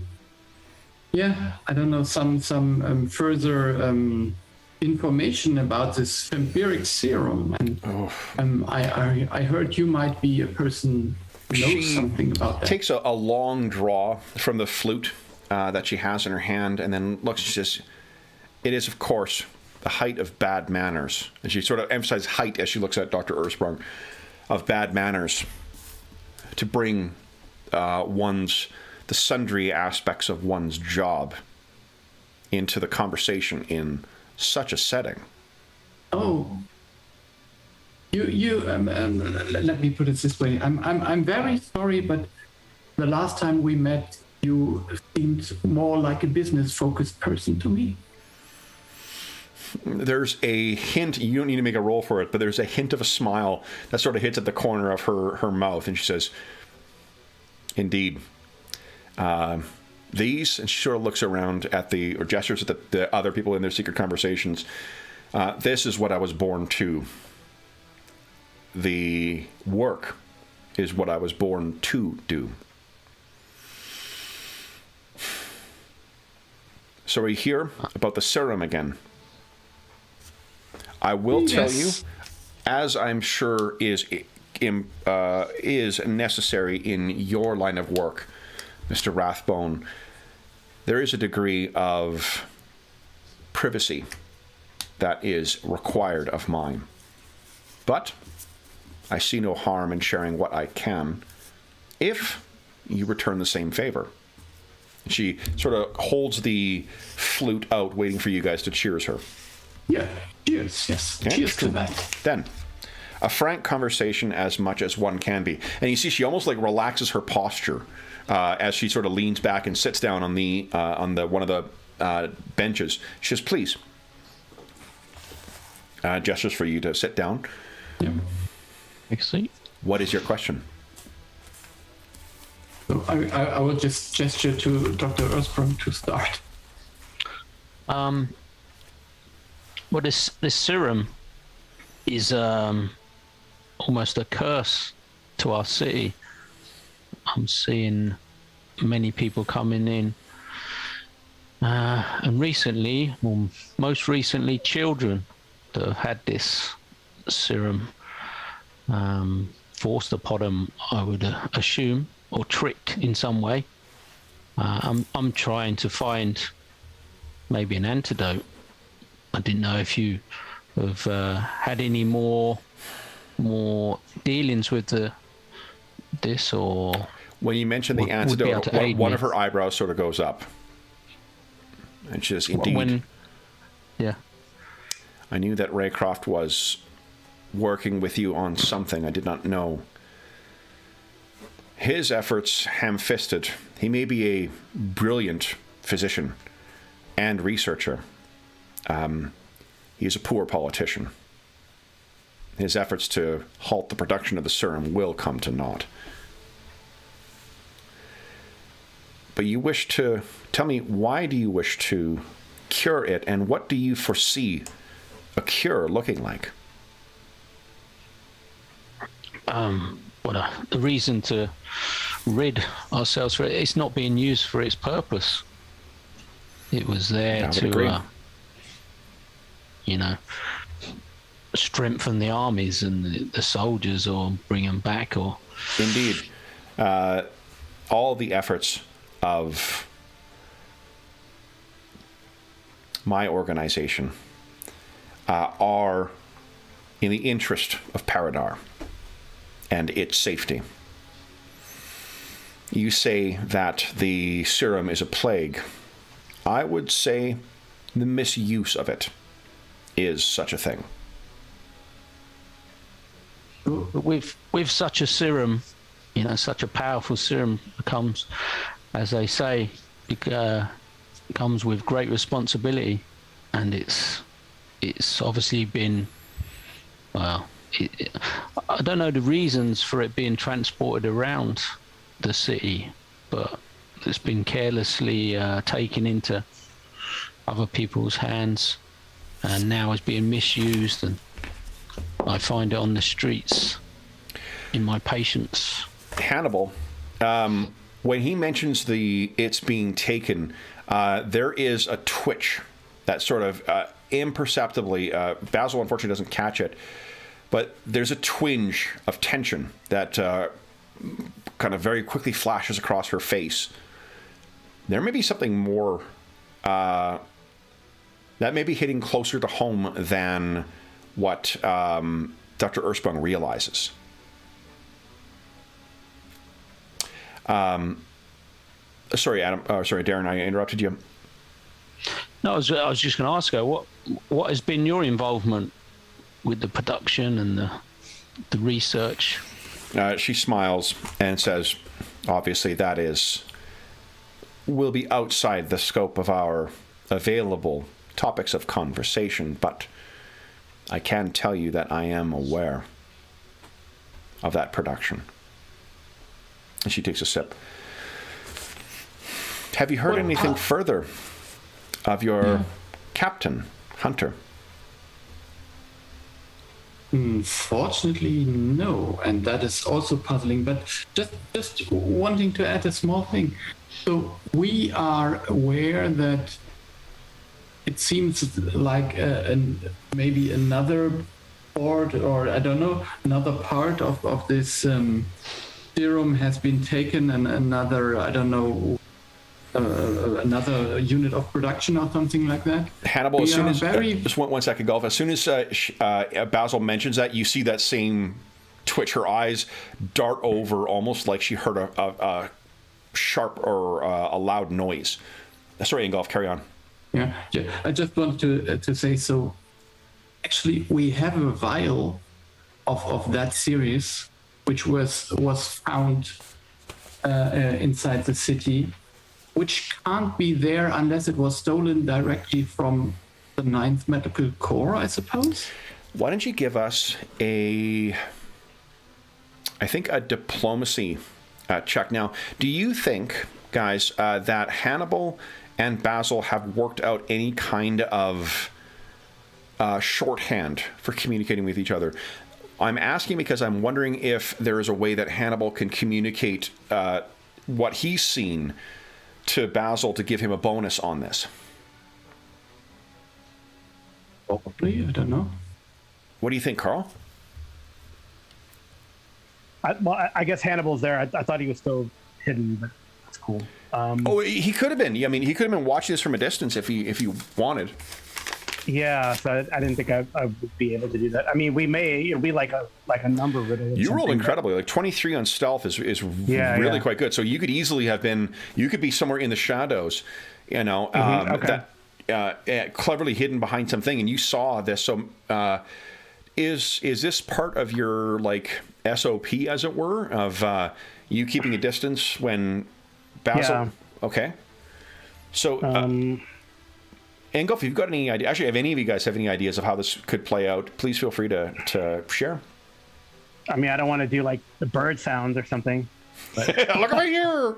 look at me.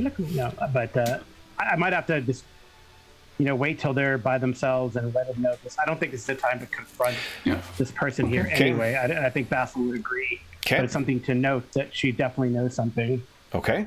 Or she, I don't know if she knows something, but she's. Sure. Then, Basil, Yes. Two things. One, I don't think you have an active investigation at present, or at least you have not identified one.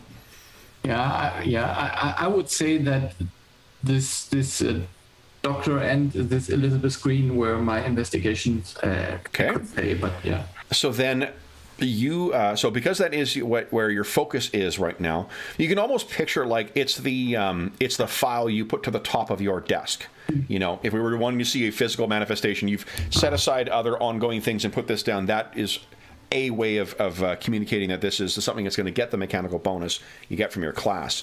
Why don't you give us a diplomacy check, and you can include that bonus. Okay. So this is a 23 then.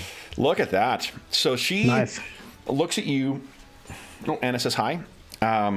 She looks at you, and once again, that little tweak in the smile in the corner appears, and she says, "You have one of these vials, then?" Yes.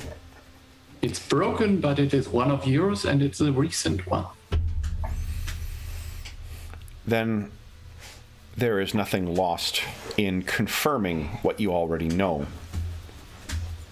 There was another shipment quite recently, 2 days in fact. We had redoubled our efforts to ensure that transportation was secret, but somehow it was discovered. But there is one way it was in common with the previous. The men who were charged with its transport, they say they were attacked by children. Pale and very fast children. But unlike last time, they did not take the serum, they simply destroyed it. Oh. And we thought we had recovered all of those. Tell me, Mr. Rathbone, in the interest of sharing, do you have any idea who may have been to whom we can attribute such medical vandalism? And Hannibal, you can overhear all of this conversation as well too from your hiding place. The only thing I can say for sure is that I suppose the children who ran away and who made it away when this I think he was corporal or what, Major Fitzhume, whatever. Major Fitzhume, yeah. When Major Fitzhume died his second death, and they ran away. They maybe they hid, maybe they have a grudge. I mean, those children weren't dead when they were administered the serum. No. I understand that your Sergeant Ducard has has arranged for a headstone to be raised in memory of the departed Mr. Private Potter. Yeah. Curious. My understanding was they never found a body. Yeah, I don't know whether they. I don't know whether he's dead, but I think Hannibal is convinced he's dead. Okay.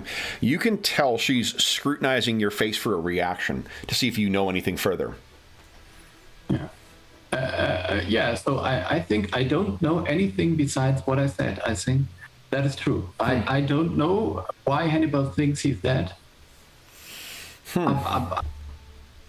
So after holding, her gaze on you for a while, she turns back to Dr. Ersprung. Do you still have the vial, sir?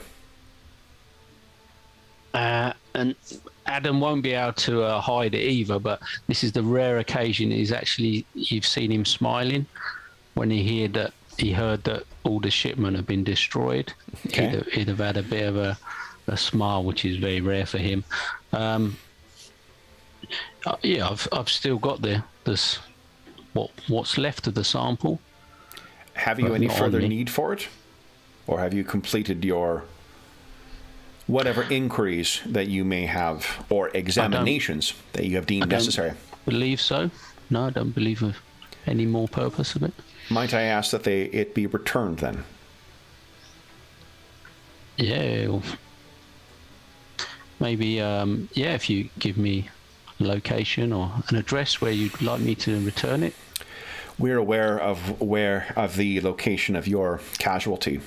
I will arrange for someone to collect it, and as a way of expressing our gratitude for your cooperation, we will ensure that you will not want for medical supplies for your next month. Well, thank you for your kind contribution. Until such a time, God forbid, or the heavenly host forbid, that we see another war, we simply have an abundance of medical supplies waiting to spoil. So you will, in a way, be doing service to Paridar by putting those supplies to good use. That'll certainly be the case. It appears that we are approaching time for the seance, because you can see that there's someone who's coming in and sort of there's a servant with the mask on who's having a private word with each of the different groups. Shall we see what all the hubbub is about? I'm curious. Yeah, we should. Then I will arrange for someone to collect that, and Doctor, I thank you again. And Mr. Rathbone? She nods and then heads off away from you guys. Hannibal sort of silently, emerges from the bushes. Do you have anything I would just...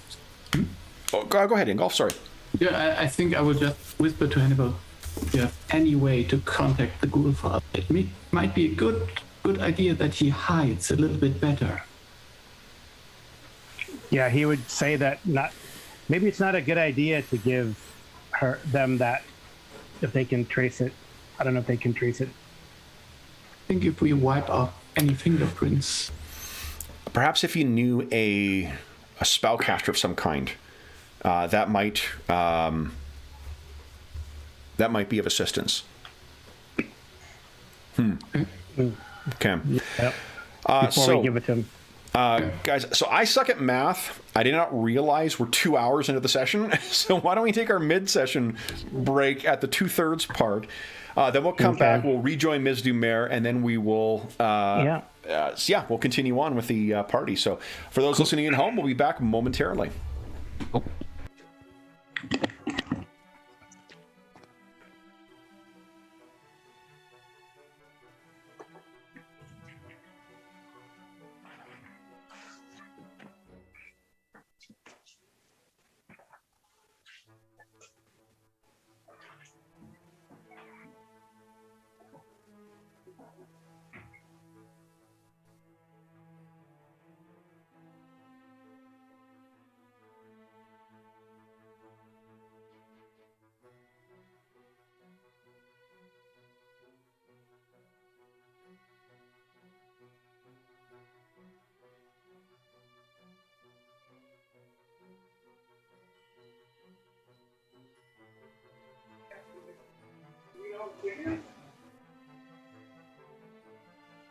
Okay, so we got a lot more.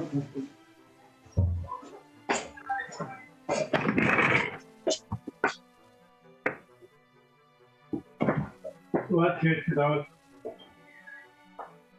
I had some.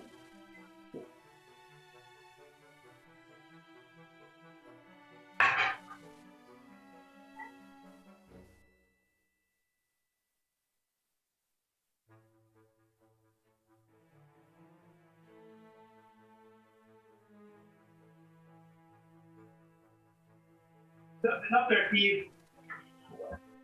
It's up there.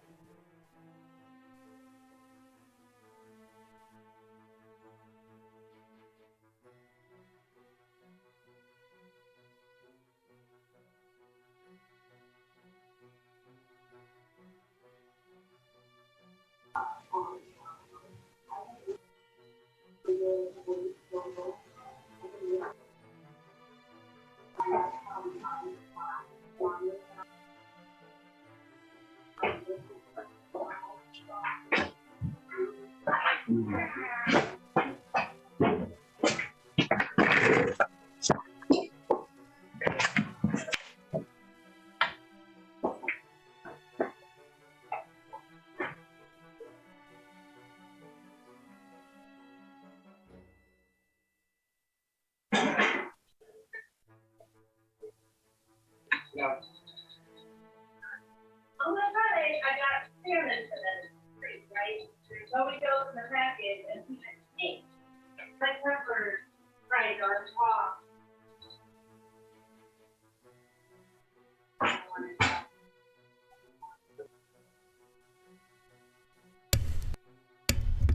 All right. I know. Okay. Man, time flies in this game. Holy smokes.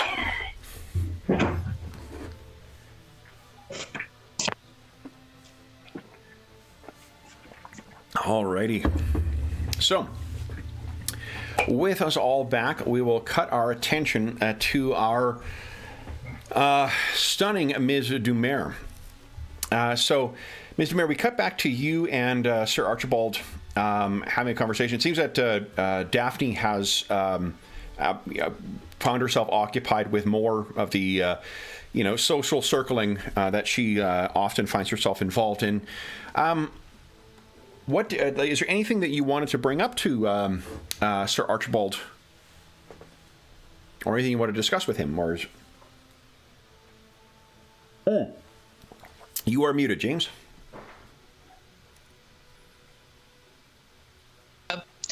I just wanted to find out more about him, how he had become as he had become. I'm trying to be, I'm a diplomat, so I'm not as blunt as to just go in like that. But I'm because I'm intrigued as to how this might overlap with this whatever it is section. Yeah, why don't you give us a diplomacy check, please? This is going to be not the improve the impression. Okay. Oh, and I think it's definitely time for another one. Okay. There you go. That's more like it. Sure. So you're talking a little bit back and forth about the, just about just chit chat in general. How do you sort of direct the conversation? I think it's that I lead in on the fact that does he also feel somewhat, may I do another bad pun, a fish out of water here, of being somewhat unusual? You can see, and you know, how did this arise? Because, you know, obviously I come from the sea and I'm something completely different, but in general, one would think you're a normal human, but clearly something, you know, has happened. You can see his the corners of his mustache are sort of like turning up, clearly from him smiling in response to your pun. And he says I think the normal is all a matter of sedimentation in our group.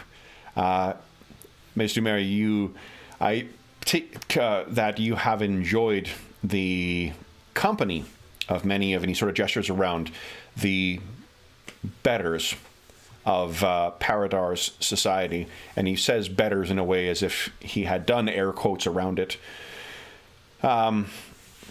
The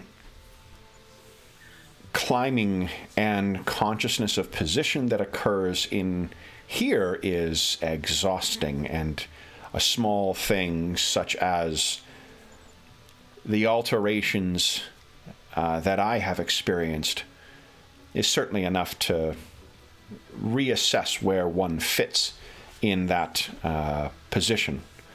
Though, truth told, I was always more comfortable on the outside anyway. But you come from a good family anyway, so have things been changed noticeably by your alteration? I would say my experiences in the war have taught me that good has a very specific meaning. I would say that my family is one of means. That is certainly, and one of standing. Our name, in some circles, carries a great deal of weight. But I still find myself, again, more comfortable on the edges. There are more pressing things to capture one's attention and fill one's time than parties and parlor tricks. Well, I can certainly identify with that. Indeed. While I dip my toe into the waters of society, I always aware that it's definitely not home, and Indeed. in many ways lacks substance. And full of sharks. And he grins at you. Oh, I find sharks far more sympathetic. Indeed. Conversing with you, Ms. Dumer, is most refreshing. Say, allow me to introduce you to someone. And he looks up and... One second, where is he?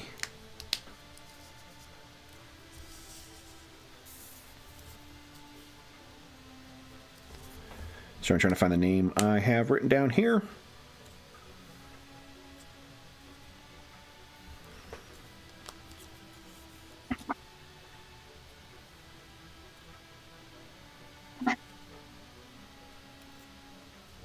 Here it is, sorry. He says, Morris, I say, old man. And a human gentleman looks over in your direction, and he looks like this. Where is he here? Where are you hiding, Morris? Can't hide from me, Maury. There you are.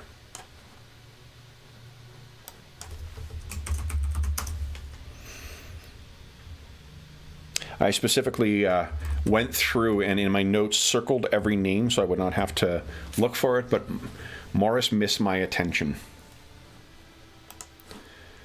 A man who looks like this begins walking towards you. Led Ooh, a bit sinister. with a great deal of flourish with his cane. He walks over. Archibald, how lovely to see you here too. And this, he looks over. Your reputation precedes you, madam. Miss Dumer? Sir Watson Fall, delighted. And to you. Sir Archibald says, so I may not be accused of forgetting my manners. Lady Dumer, allow me to introduce Professor Morris Watson Fole. And Professor? He puts his hands up and says, such a thing, so new it still feels uncomfortable, like wearing your father's coat. And Sir Archibald says, oh, indeed. He is a new professor. And Morris interrupts with, without tenure, a professor without tenure at Collington University. And you may recall, Collington University is the place that has a variety of different studies. And he says, indeed, I have the honor of being the junior lecturer on the art of divination. Just please, don't ask me to read your palm. And he pauses for a moment. It's just wonderful. Miss Dumer, you're as delightful as I've heard. Sir Archibald, Archie, why are you hiding her here? And he turns his... In fact, Miss Dumer, I believe... forgive me for my rudeness for directing the conversation so, but I do believe we have a common problem. I do tell. My understanding is from what I've, and he says, divined, and kind of winks at you. You were associated and knew Captain Hunter quite well. Very close indeed. And I've heard he has gone missing. Absolutely. It's been a couple of months now. And I'm worried sick of how he is. So... This is a matter of yours as well? Indeed. One of his ship's captain, Virgil Moore. Forgive me, Dr. Virgil Moore. Virgil Moore is a childhood friend of mine.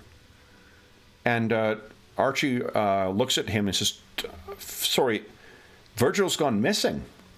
And Morris says, indeed, vanished. A month and 2 months ago. No one's seen nor hide nor hair of him. His wife is in fits.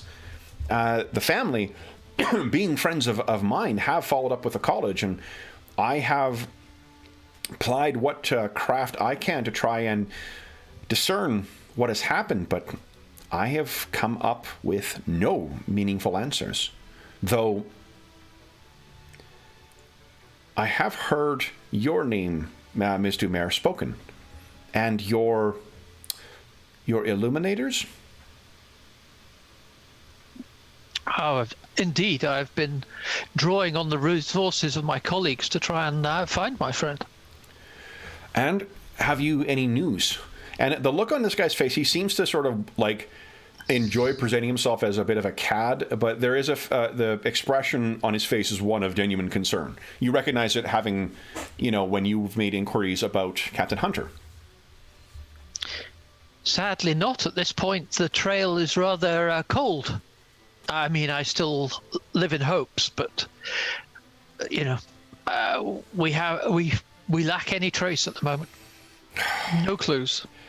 If I might impose on your time, madam, I would enjoy if we could perhaps meet for lunch and discuss compare notes, as it were.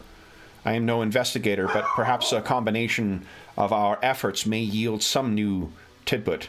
And he looks over at Sir Archibald and says, Archie could serve as chaperone. Absolutely. Anything that could help me find my dear friend. I mean, he was almost a father to me. Indeed. And Virgil was as a brother to us. And you can see the look on Sir Archibald's face. He seems to know him as well. And says, indeed, a troublesome brother, but a brother nonetheless. Sir Archibald seems concerned that this is almost as if he should have known about this. So Morris says, then Miss Dumer, have you come then to see the show about this Mr. Thorngrove? Curious. It is indeed curious, and it sounds rather risky almost. What are your thoughts on it? Wow. And he leans in as if, like, to share thoughts with a conspirator. And he gets in closer than likely is polite, but in that sort of like friendly, conspirator way. It's funny you mention it, Ms. Dumer, because I may have work for someone in your employ. I have two friends, families of similar standing to mine and Archie's, whose daughters have become quite enamored with our Mr. Augustus. That's rather unseemly. Their father's very thoughts, spoken from your lovely lips. The names are Cassandra Brancaster and Beatrice Ivywood.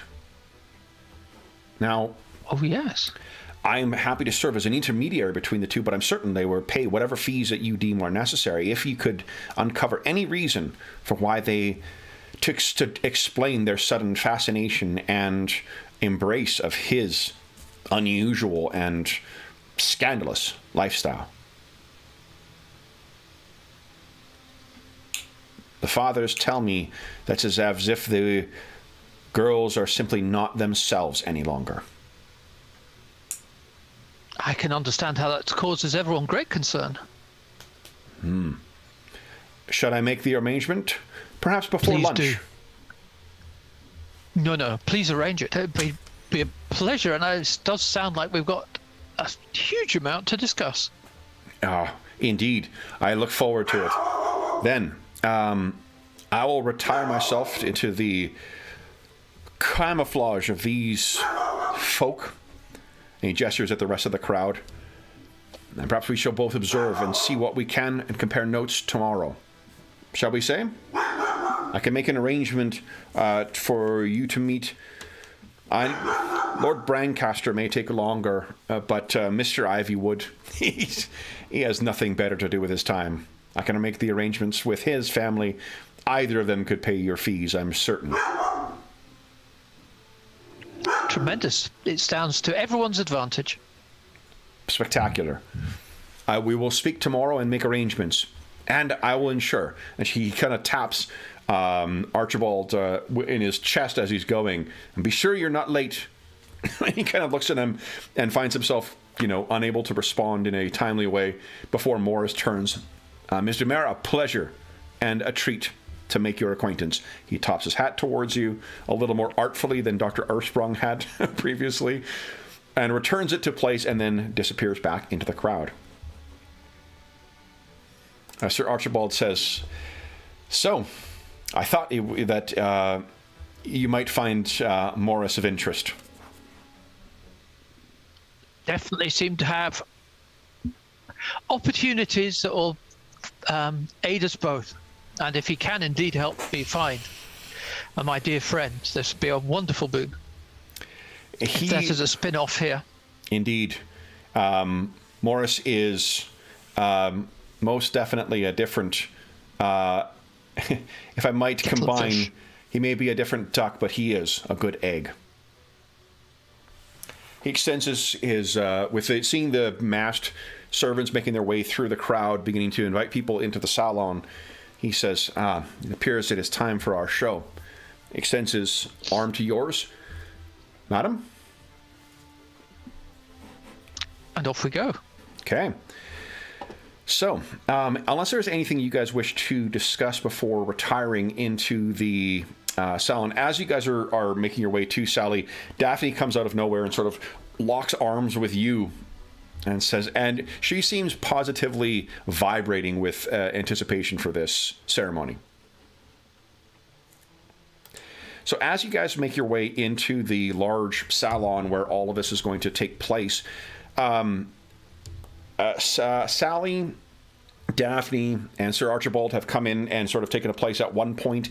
In the center, there is this large, it seems as if they've cleared out part of the study in order to make room for, the show, as it were. There's a large circular table, and in the center of it, there's a bunch of like occultic equipment and whatnot that is set up, as well as a big crystal ball.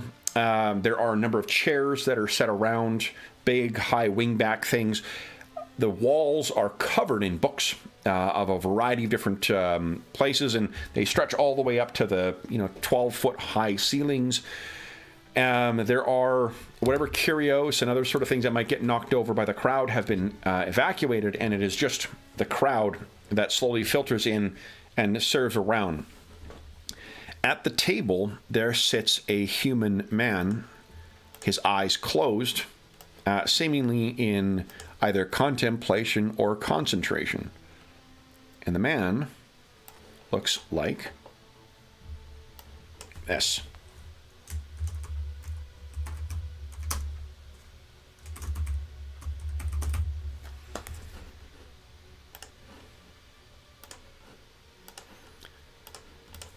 You take that the center of attention here will be this Augustus Thorngrove.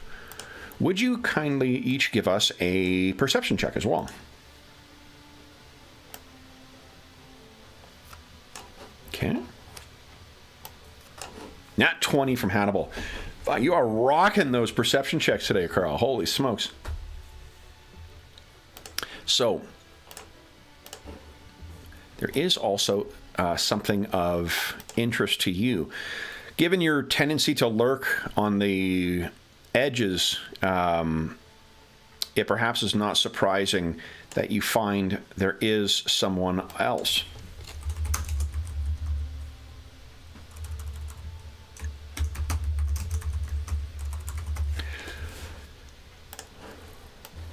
At the sort of as everyone sort of files in here, you see in this sort of a little gap between the two bookcases, there is someone standing who is not, who's being very inconspicuous, who is not one of the servants. And what you see, Hannibal, is a human woman who looks like this.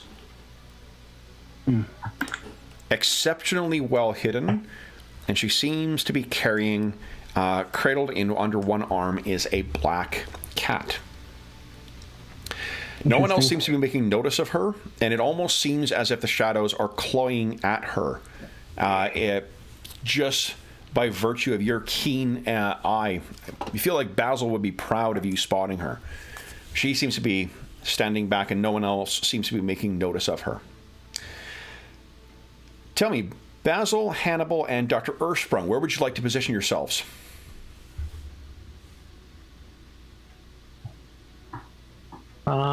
I would like to be close enough to have a look at this instruments on the table.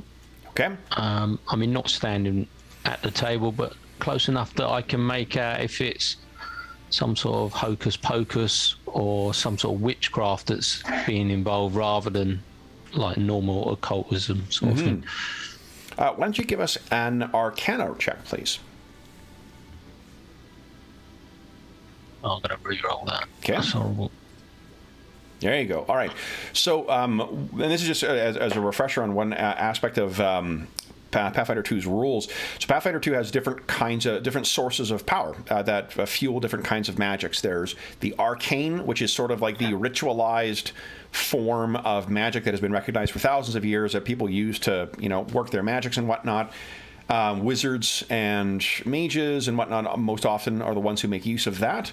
There's also the divine, which comes from in Paridar, comes from the heavenly host or other unspoken gods. There is the primal power source, which is the fuel of nature, and often are the most common ones who draw on that are the druids or those with a connection to the Fae.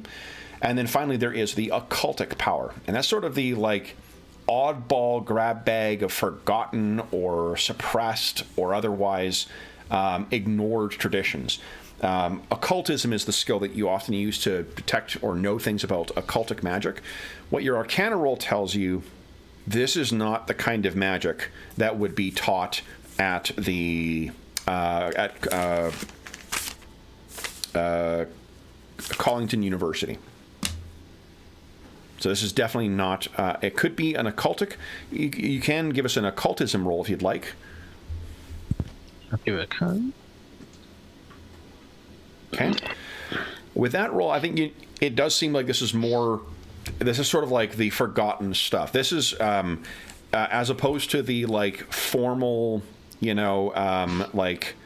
hermetic, specific, almost like mathematical tradition of magic. What you see before you is a grab bag of different things that have been sort of cobbled together in the way that occultic traditions are often not only forgotten, but sort of a self-taught, or like in Pathfinder 2, bards, for instance, make use of occultic magic because they're more dabblers than they are, specific students Trained, of magical tradition. So that definitely seems what you can see before you. What about Basil and Hannibal? Where would you guys like to position yourselves? I think that Hannibal wants to get, kind of see what this woman's about and move to where that person is partitioning and even saying something that seems like this is the best view from here. So here's what happens then, Hannibal, is as you get closer to towards her, again, like you seem to be the only one who is making notice of her whatsoever. And there's a moment as you're sort of like, excuse me, and making your way through. For a brief second, you are about to lose contact or lose view of her. Her eyes meet yours. Well, let's do this, actually. I'm not going to rob you of it, because you're actually pretty good at stealth. Why don't you give us a stealth roll? Okay. Let's see here. Let's see if she sees you. I've been rolling well. I don't know if I'm... Yeah. I guess I'm... No, not today. Yeah, you have 2 points of stuff. I do. 2 hero I points? will re-roll, yes. Okay. I will re-roll. It can't be worse. Okay. Yeah. So I think, again, like this doesn't reflect that you're not good at it. It's just that you're getting jostled by all these. It's probably that same idiot, Lord Huffington. Oh, jeez. Who's just that guy. like, oh, you and it makes enough noise so she looks over and sees you. You look down at Huffington and, make your excuses. You look up. She's gone. And there's nowhere she could have moved physically into the light to see that. You make your way over to where she was standing, and it's as if there's no one who's been there. Either Weird. some kind of sorcery or perhaps some kind of secret door. Oh, okay. So you take your position. It feels a little cool in this corner. Cooler than the rest of the room, but perhaps that's just your imagination. You are, of course, damp here, so maybe it's just your poor circulation. Then finally, Basil, where do you wish to place yourself? I think this is kind of a mass ruse or something like that going on or about to go on. So I would be a little bit more off and just want to not to so much to watch the performance, but more watch like the crowd, how they react.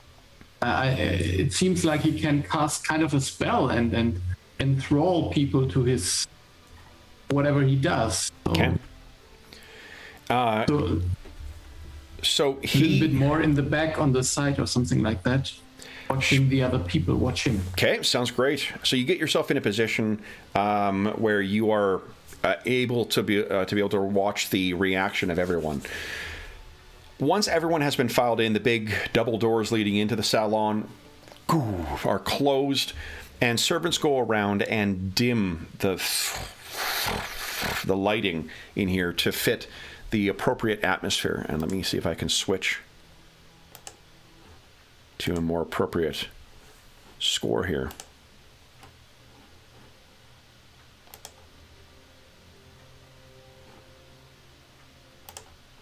Yeah, I think that'll work. All right, so as everyone settles in, the lights come down, and Dr. Earthsprung, only because it has been foremost in your mind right now too, you can't help but notice the white blossoms that have been sprinkled across the table. The very white blossoms that seem to be, they're found everywhere in Paridar, sprouting their way out of other living things or living plants, but just because of the recent obstruction that you've been experiencing with your experiments, it's foremost in your mind that these are definitely the white blossoms of Paridar that are spread across the table, almost like rose petals across a lover's bed. The lights are all turned down. There's a little bit of chatter and murmuring amongst the crowd, but it seems to be seems as if the gathered nobility and guests bring down the level of sound in here to a respectful, almost reverential level. And once everything is set and the mood has been properly established, you see Augustus Thorngrove gestures with his hand, and there is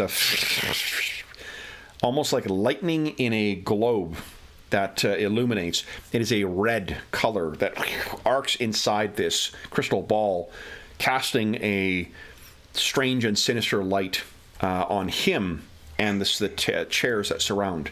He looks up and says, "Gathered friends, with the participants in the circle of the Odyssey, take their places." And people begin coming out, and Sally, you can recognize that amongst the numbers that are stepping out, each of which wears a very unusual medallion of some kind, or amulet of some kind. Amongst the numbers there are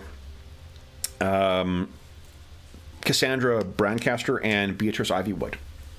They walk out, and as with all the other participants who come and sit forward or sit down, they have a look of very serious and focused concentration. They all step forward, and there is enough to fill every one of the seats save one.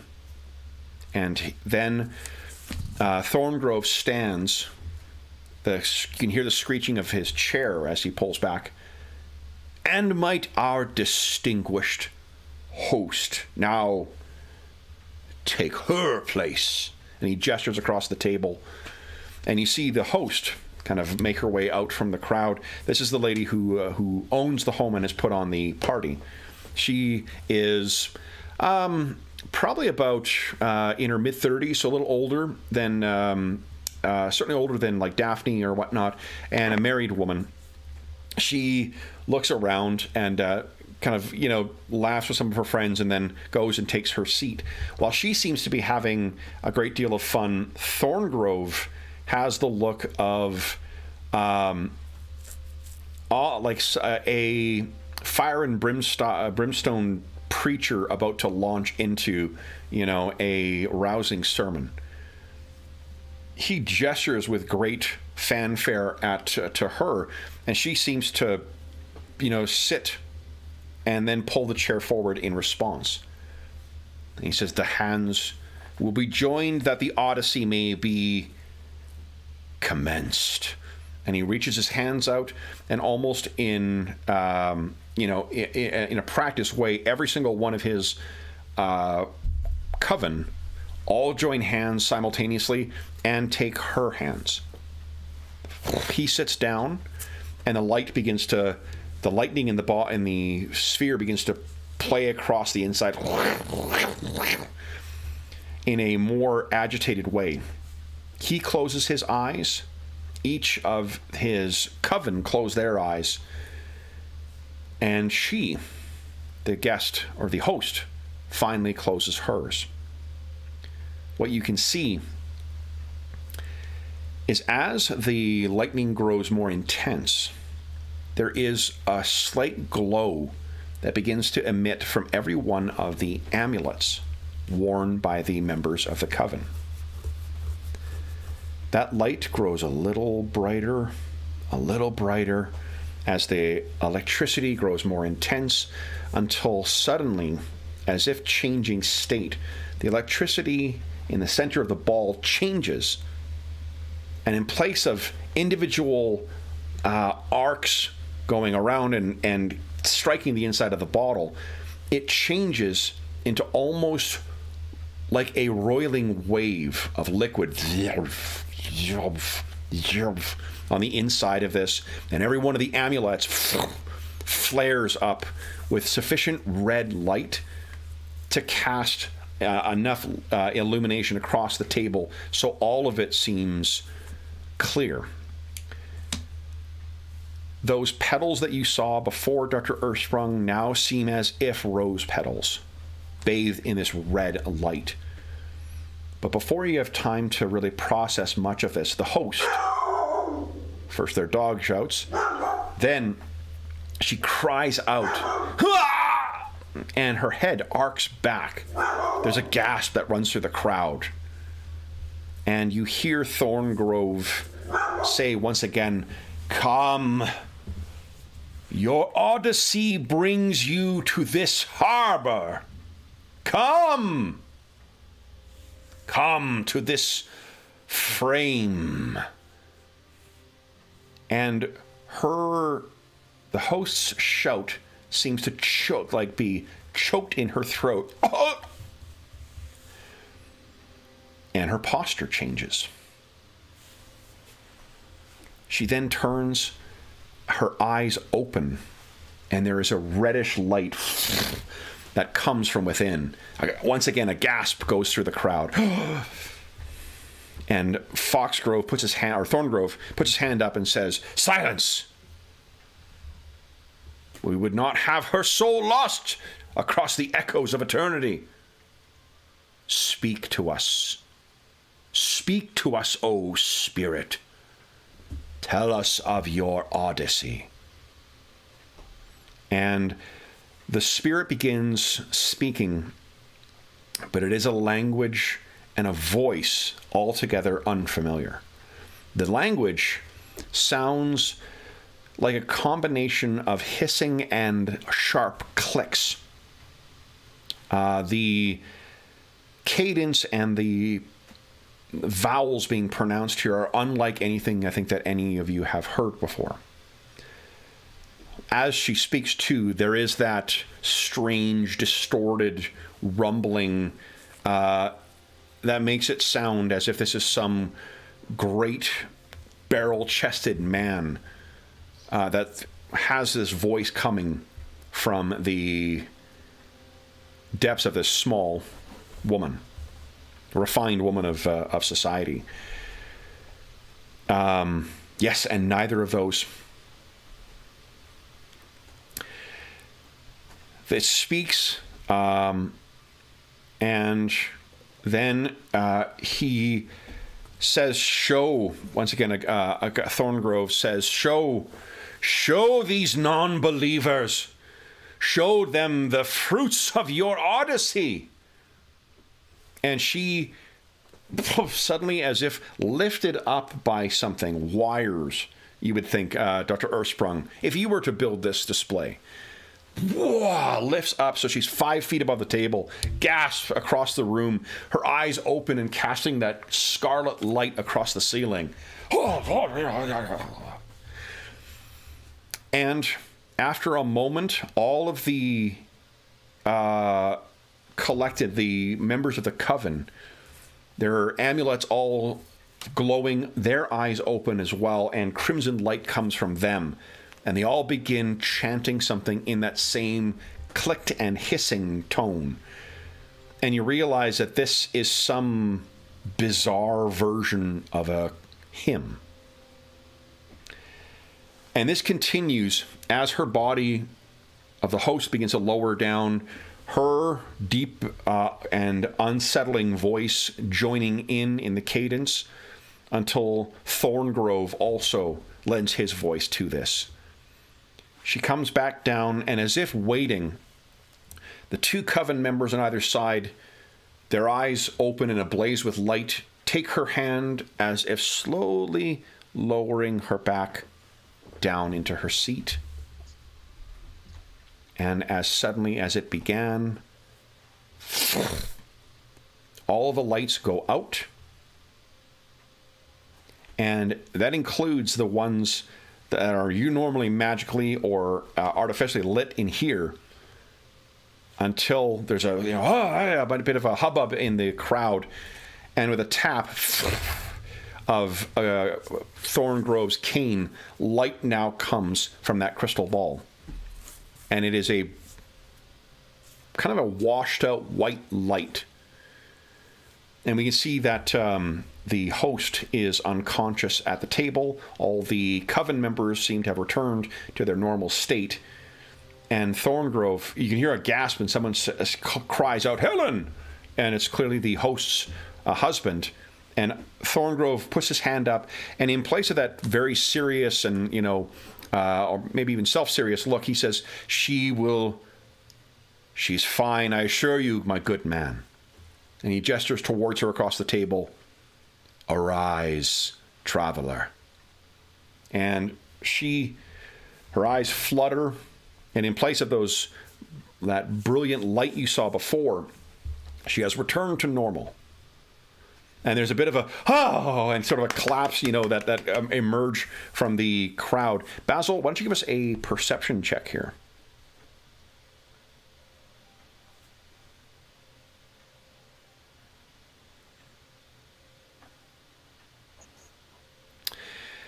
So you looking across the room, everyone seems it's what you would expect from when this is sort of what is you hear from what Sally has told you before is common for these types of parties. There's someone who's brought in to, especially nowadays, the spiritualists and things like that are quite popular. You have them show up and they give a show. The reaction the crowd is having to this suggests that if you have not participated in and been witness to these types of things before, this is something quite special for all of these people. Sally, you've been a participant in many of these types of things before. You have never seen anything on this scale before.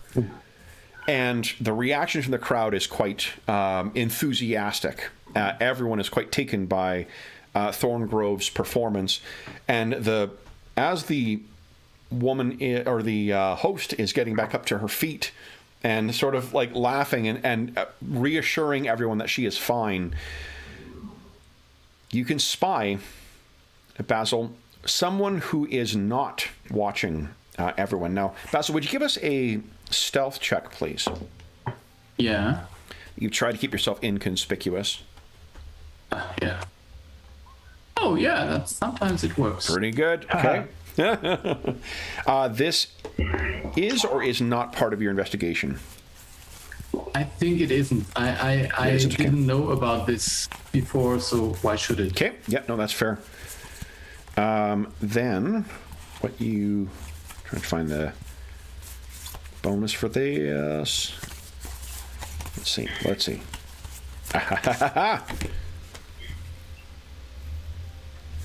So, you do not, what you see,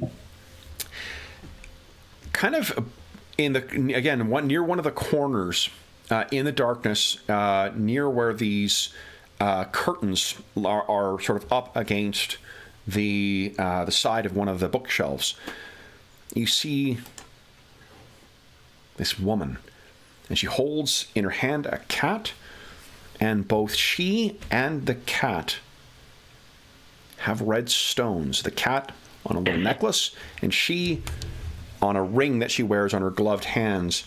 They still have a very soft red glow. Not sufficient that it would draw anyone's attention, but your keen investigative eye spies her. She does not seem to see you.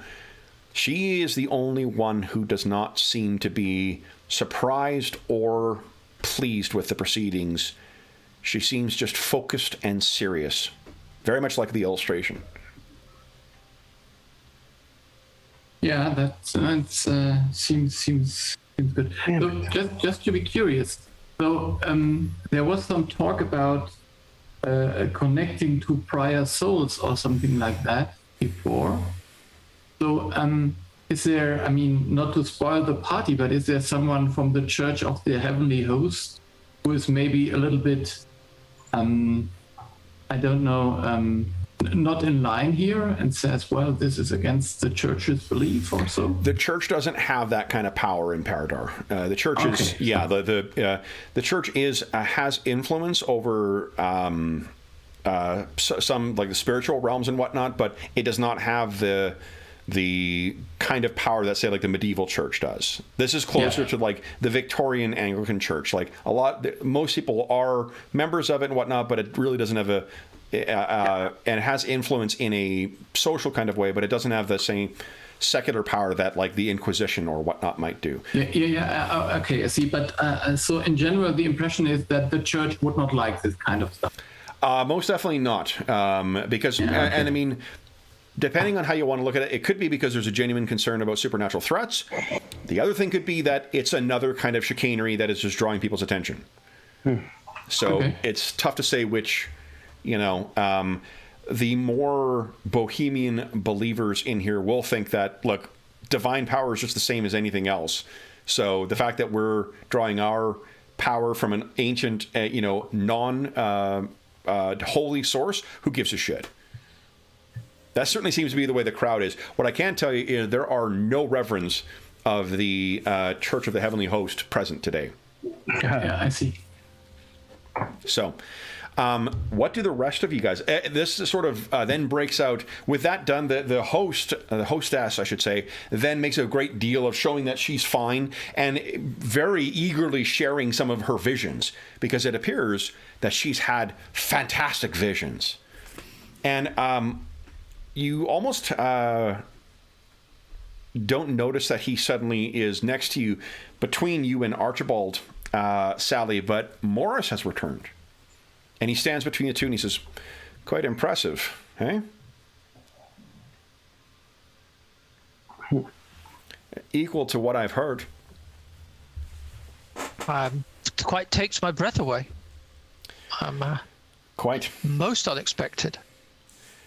I can tell you there is a magical component to it, but I'll be damned if I can tell what it is. Certainly not anything that you'd learn at the college or the university. That's for certain. And he gestures at the hostess, who's now going around and like eagerly sharing her visions and whatnot with some of her party guests. This is how I've heard it goes next. They say that they see things across lifetimes, that they have access to memories they did not have before and share them as their own. I don't know how he does it. An enchantment of some kind, perhaps? Curious. Extraordinary. But, man, none of your colleagues? This surely is something that you've had a lot of focus on. My kind? I can tell you that I wish I could have more of our attention and resources focused on this, but it seems as if this Thorngrove has made an impression on some of the right circles, and the distinct impression given by my superiors in the College of Divination is that we should give no more credence to this than it deserves. Ignorance, as they say, is what the college believes will allow the fickle society members to go on to the next big thing and leave him forgotten. I think that Lords Brancaster and Ivywood would feel differently. If he is a charlatan, he's better than most I've seen. Exactly, and perhaps it's dangerous to ignore it. Precisely my suspicion, Ms. Dumer. I see that... Complacency can lead you into very tricky places. Indeed. A cancer, as you say. The rest of you guys sort of have an opportunity to kind of, like Dr. Earthsprong, Hannibal, and Basil, you guys have an opportunity to sort of get back together and compare notes as the crowd is sort of, atomizing up into its own little cliques and talking and listening into the hostess. The coven itself seems to get up and depart, and there is a fairly large crowd that is surrounding Mr. Thorngrove, and he is eating it up like he's very charismatic. He definitely has the attention of the crowd. Basil, Hannibal, and Dr. Ursprung, what do you guys have to say to each other? Hannibal's going to tell him, I saw that. I described the woman I saw, and she kind of disappeared. I saw her too. I think she's gone. Yes. Yeah, but I want to go to that place where I felt the cold on the door and examine it a bit. Sure. What is your perception bonus? Perception is 7. Thievery is 8, if that matters. Okay. So you give this thing a very, very thorough going over, Hannibal, and there's no false door here. However she transported herself or disappeared, it was certainly not through some, secret door in the wall. Okay. Yeah. I just said I felt like a cold here, but it doesn't seem like it's from a draft. So, Ms. Dumer, you can see Dr. Ursprung, Hannibal, and Basil are all sort of talking to each other. And Hannibal, you see him doing his investigating stuff, at the wall. If you wish to rejoin them, I'm certain that Sir Archibald will excuse you. We'll do that. I'll do that. I'll say, Sir Archibald, it's been a pleasure. I'll join you later. Indeed. I must mix with my companions a little bit. Indeed. And Morris says, and don't forget, one of those lords will cough up your pay. Oop, also, we'll drop your phone. They will cough up your pay. Archie, come on. And he kind of puts his arm around Sir Archibald, leads him away. Sally walks over and rejoins you guys. You can see that Hannibal is checking over this alcove in the wall. Okay. And one of the upsides of being a bunch of the outcasts, no one else seems to be paying a great deal of attention to you guys, apart from, one nosy servant. Yeah. I would just like to check the amulet I saw on this woman and the cat, or this stone. I think it was some kind of a jewel or gem or something like that. That was this red light. Yep. Was it similar to the amulets that the Coven was wearing, or was Most it something definitely. different? Color Okay. is identical. It was tough to see because it was a ring and a little pet thing as opposed to the full amulets that the Coven members were wearing. It definitely had the same color. Like it looked very similar. Okay. So I think maybe this woman is maybe controlling or participating in this ritual, or just observing it. We don't know. Yeah. So, but there is a woman here, and we can't see her anymore. I don't know.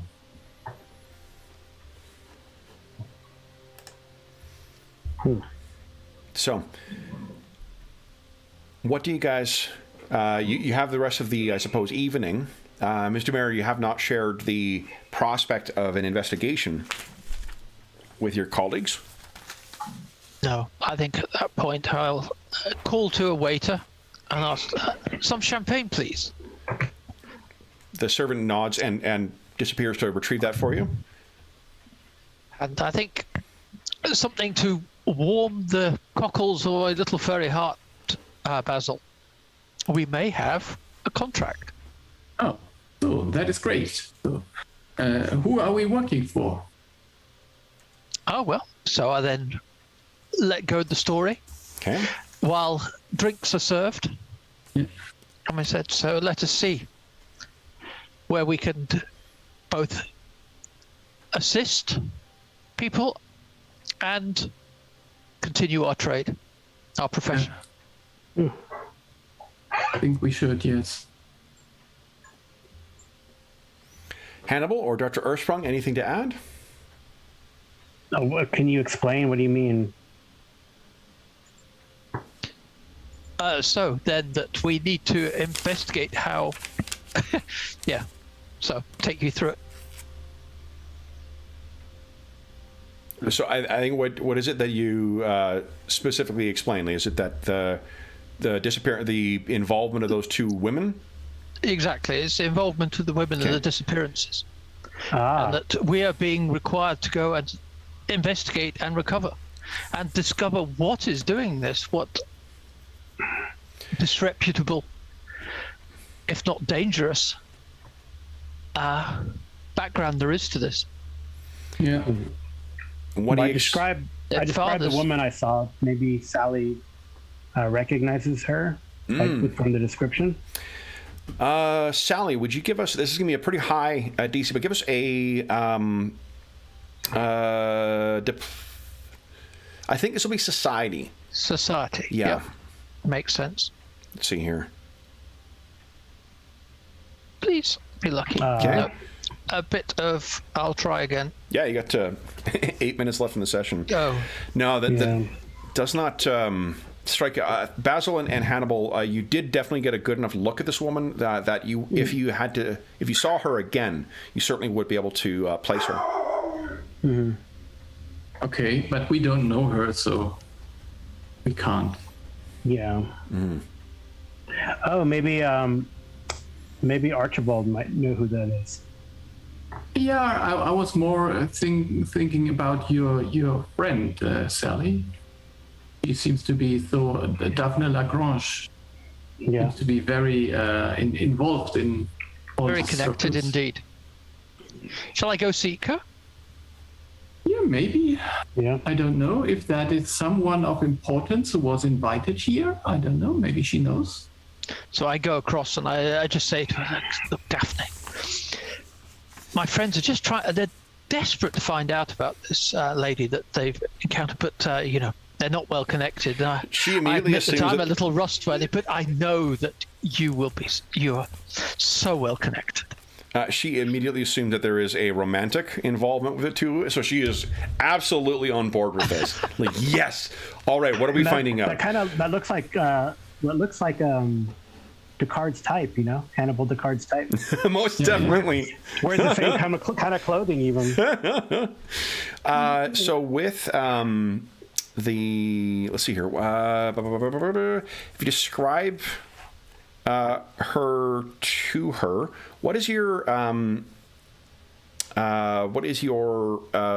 diplomacy check or diplomacy bonus? Actually, I'll tell you right now, I don't think she does. There's not a conceivable way that she would recognize who this person is. So she just, I think she brings you around to one or two fairly pale women with, attractive with dark hair. And you're like, no, not that one. No, not that one. You spend about 20 minutes wandering the party trying to find this person. There's absolutely no sign of her. And Hannibal and Basil, I think you guys are tagging along with Daphne. You do get a chance to meet a lot more people. Is there anything else you guys wish to do at this party before you decide to make your departure? Lady Daphne Latinda has let us down. I wanted to have just a quick check of these petals on the table before we left that room. Okay. I just wanted to pick one up and Sure. put it in a pocket or something, just to check it's the same as the blossom that I've got back of there. So you pick up the blossoms. Here's something that's curious: is you were certain when they were put down, they looked like fine. You didn't touch them, or at least you didn't tell me you touched them. But they looked like they were just like petals, as if they were like pulled off the thing today and kind of cast around them. What you can tell is when you touch them, they crumble like leaves that have fallen in the autumn and sat in the sun baking for days. But did they look the same after the seance thing? No. They look like they dried out almost. They definitely look like they got dried out. If you can give us a, I think either medicine or nature check. Medicine is probably closer to sort of the scientific thing, I think, so if you're better at that. You want to spend your last hero point? Yeah, we'll do. Okay, look at that. It is, if you crumble the things, and you do as you said. You maybe take one or two as a sample. You have to see it under your microscope to be certain. It almost feels like they suffered some kind of unnatural damage. This is not a natural aging progress, like as if it just kind of like died in the vine.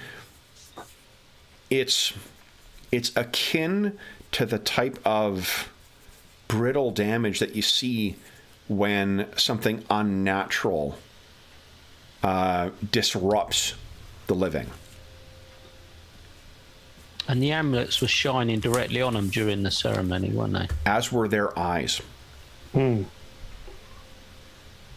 they were sort of going through them almost. And that's happened to all of them on the table. As you pick up every single one of them, there's not a single petal that did not get disturbed and disrupted the same way. Okay. So, anything else you guys wish to do before you make your departure? Just a quick idea. Do we notice that, I don't know, so the Augustus maybe has someone who picks up all his stuff, so I think he has to carry around his the coven. instruments and so The coven on. takes care of that. Okay, so I would just like to have some kind of idea that we could maybe, he has some servants who does that for him or so. The coven. No, it's the members of the coven, the nobility. So, and the coven is a very fixed group of people. They are in the secret society. Yep. Yeah. Okay.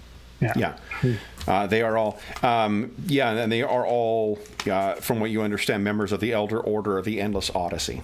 Yeah. But they do it themselves. It's not someone else. So what, we could sneak in or try to steal something or something. No. I mean, it's possible you could try. Yeah. And I think maybe let's leave with this. Everyone else is sort of in different parts of the party. And Basil, you are looking back at, as one of the members of the coven is closing the doors to the salon, as if to get ready to clean things up. And the last thing we see is maybe you staring at that and your little whiskers kind of like twitching like, am I going to do this? And we'll bring this session to a close. So guys, chapter 1 of the Endless Odyssey is now concluded. So for those listening at home, thank you so much for joining us for the newest mystery in the Spires of Paridar campaign. As is always the case, if you have any comments, questions, or concerns regarding the game we're playing, the campaign, or anything else about the setting's it's just my own concoction, but please don't hesitate to leave a comment in the comment section of the video. You can find a link in the description of the video to the Dungeon Musings Discord server, where we have channels dedicated to this campaign, every other game we run on the channel, as well as a bunch of other great channels with great people on it. You can also find me on Twitter and at Dungeon Musings, and you can also find me by email. My email address is dungeonmusings@gmail.com. Last thing I will say is a huge thank you to our intrepid illuminators. So Ingolf, James, Carl, and Darren, thank you so much for joining me back under the Spires of Paridar. We will be back again to see what Basil can uncover in that room in 2 weeks' time.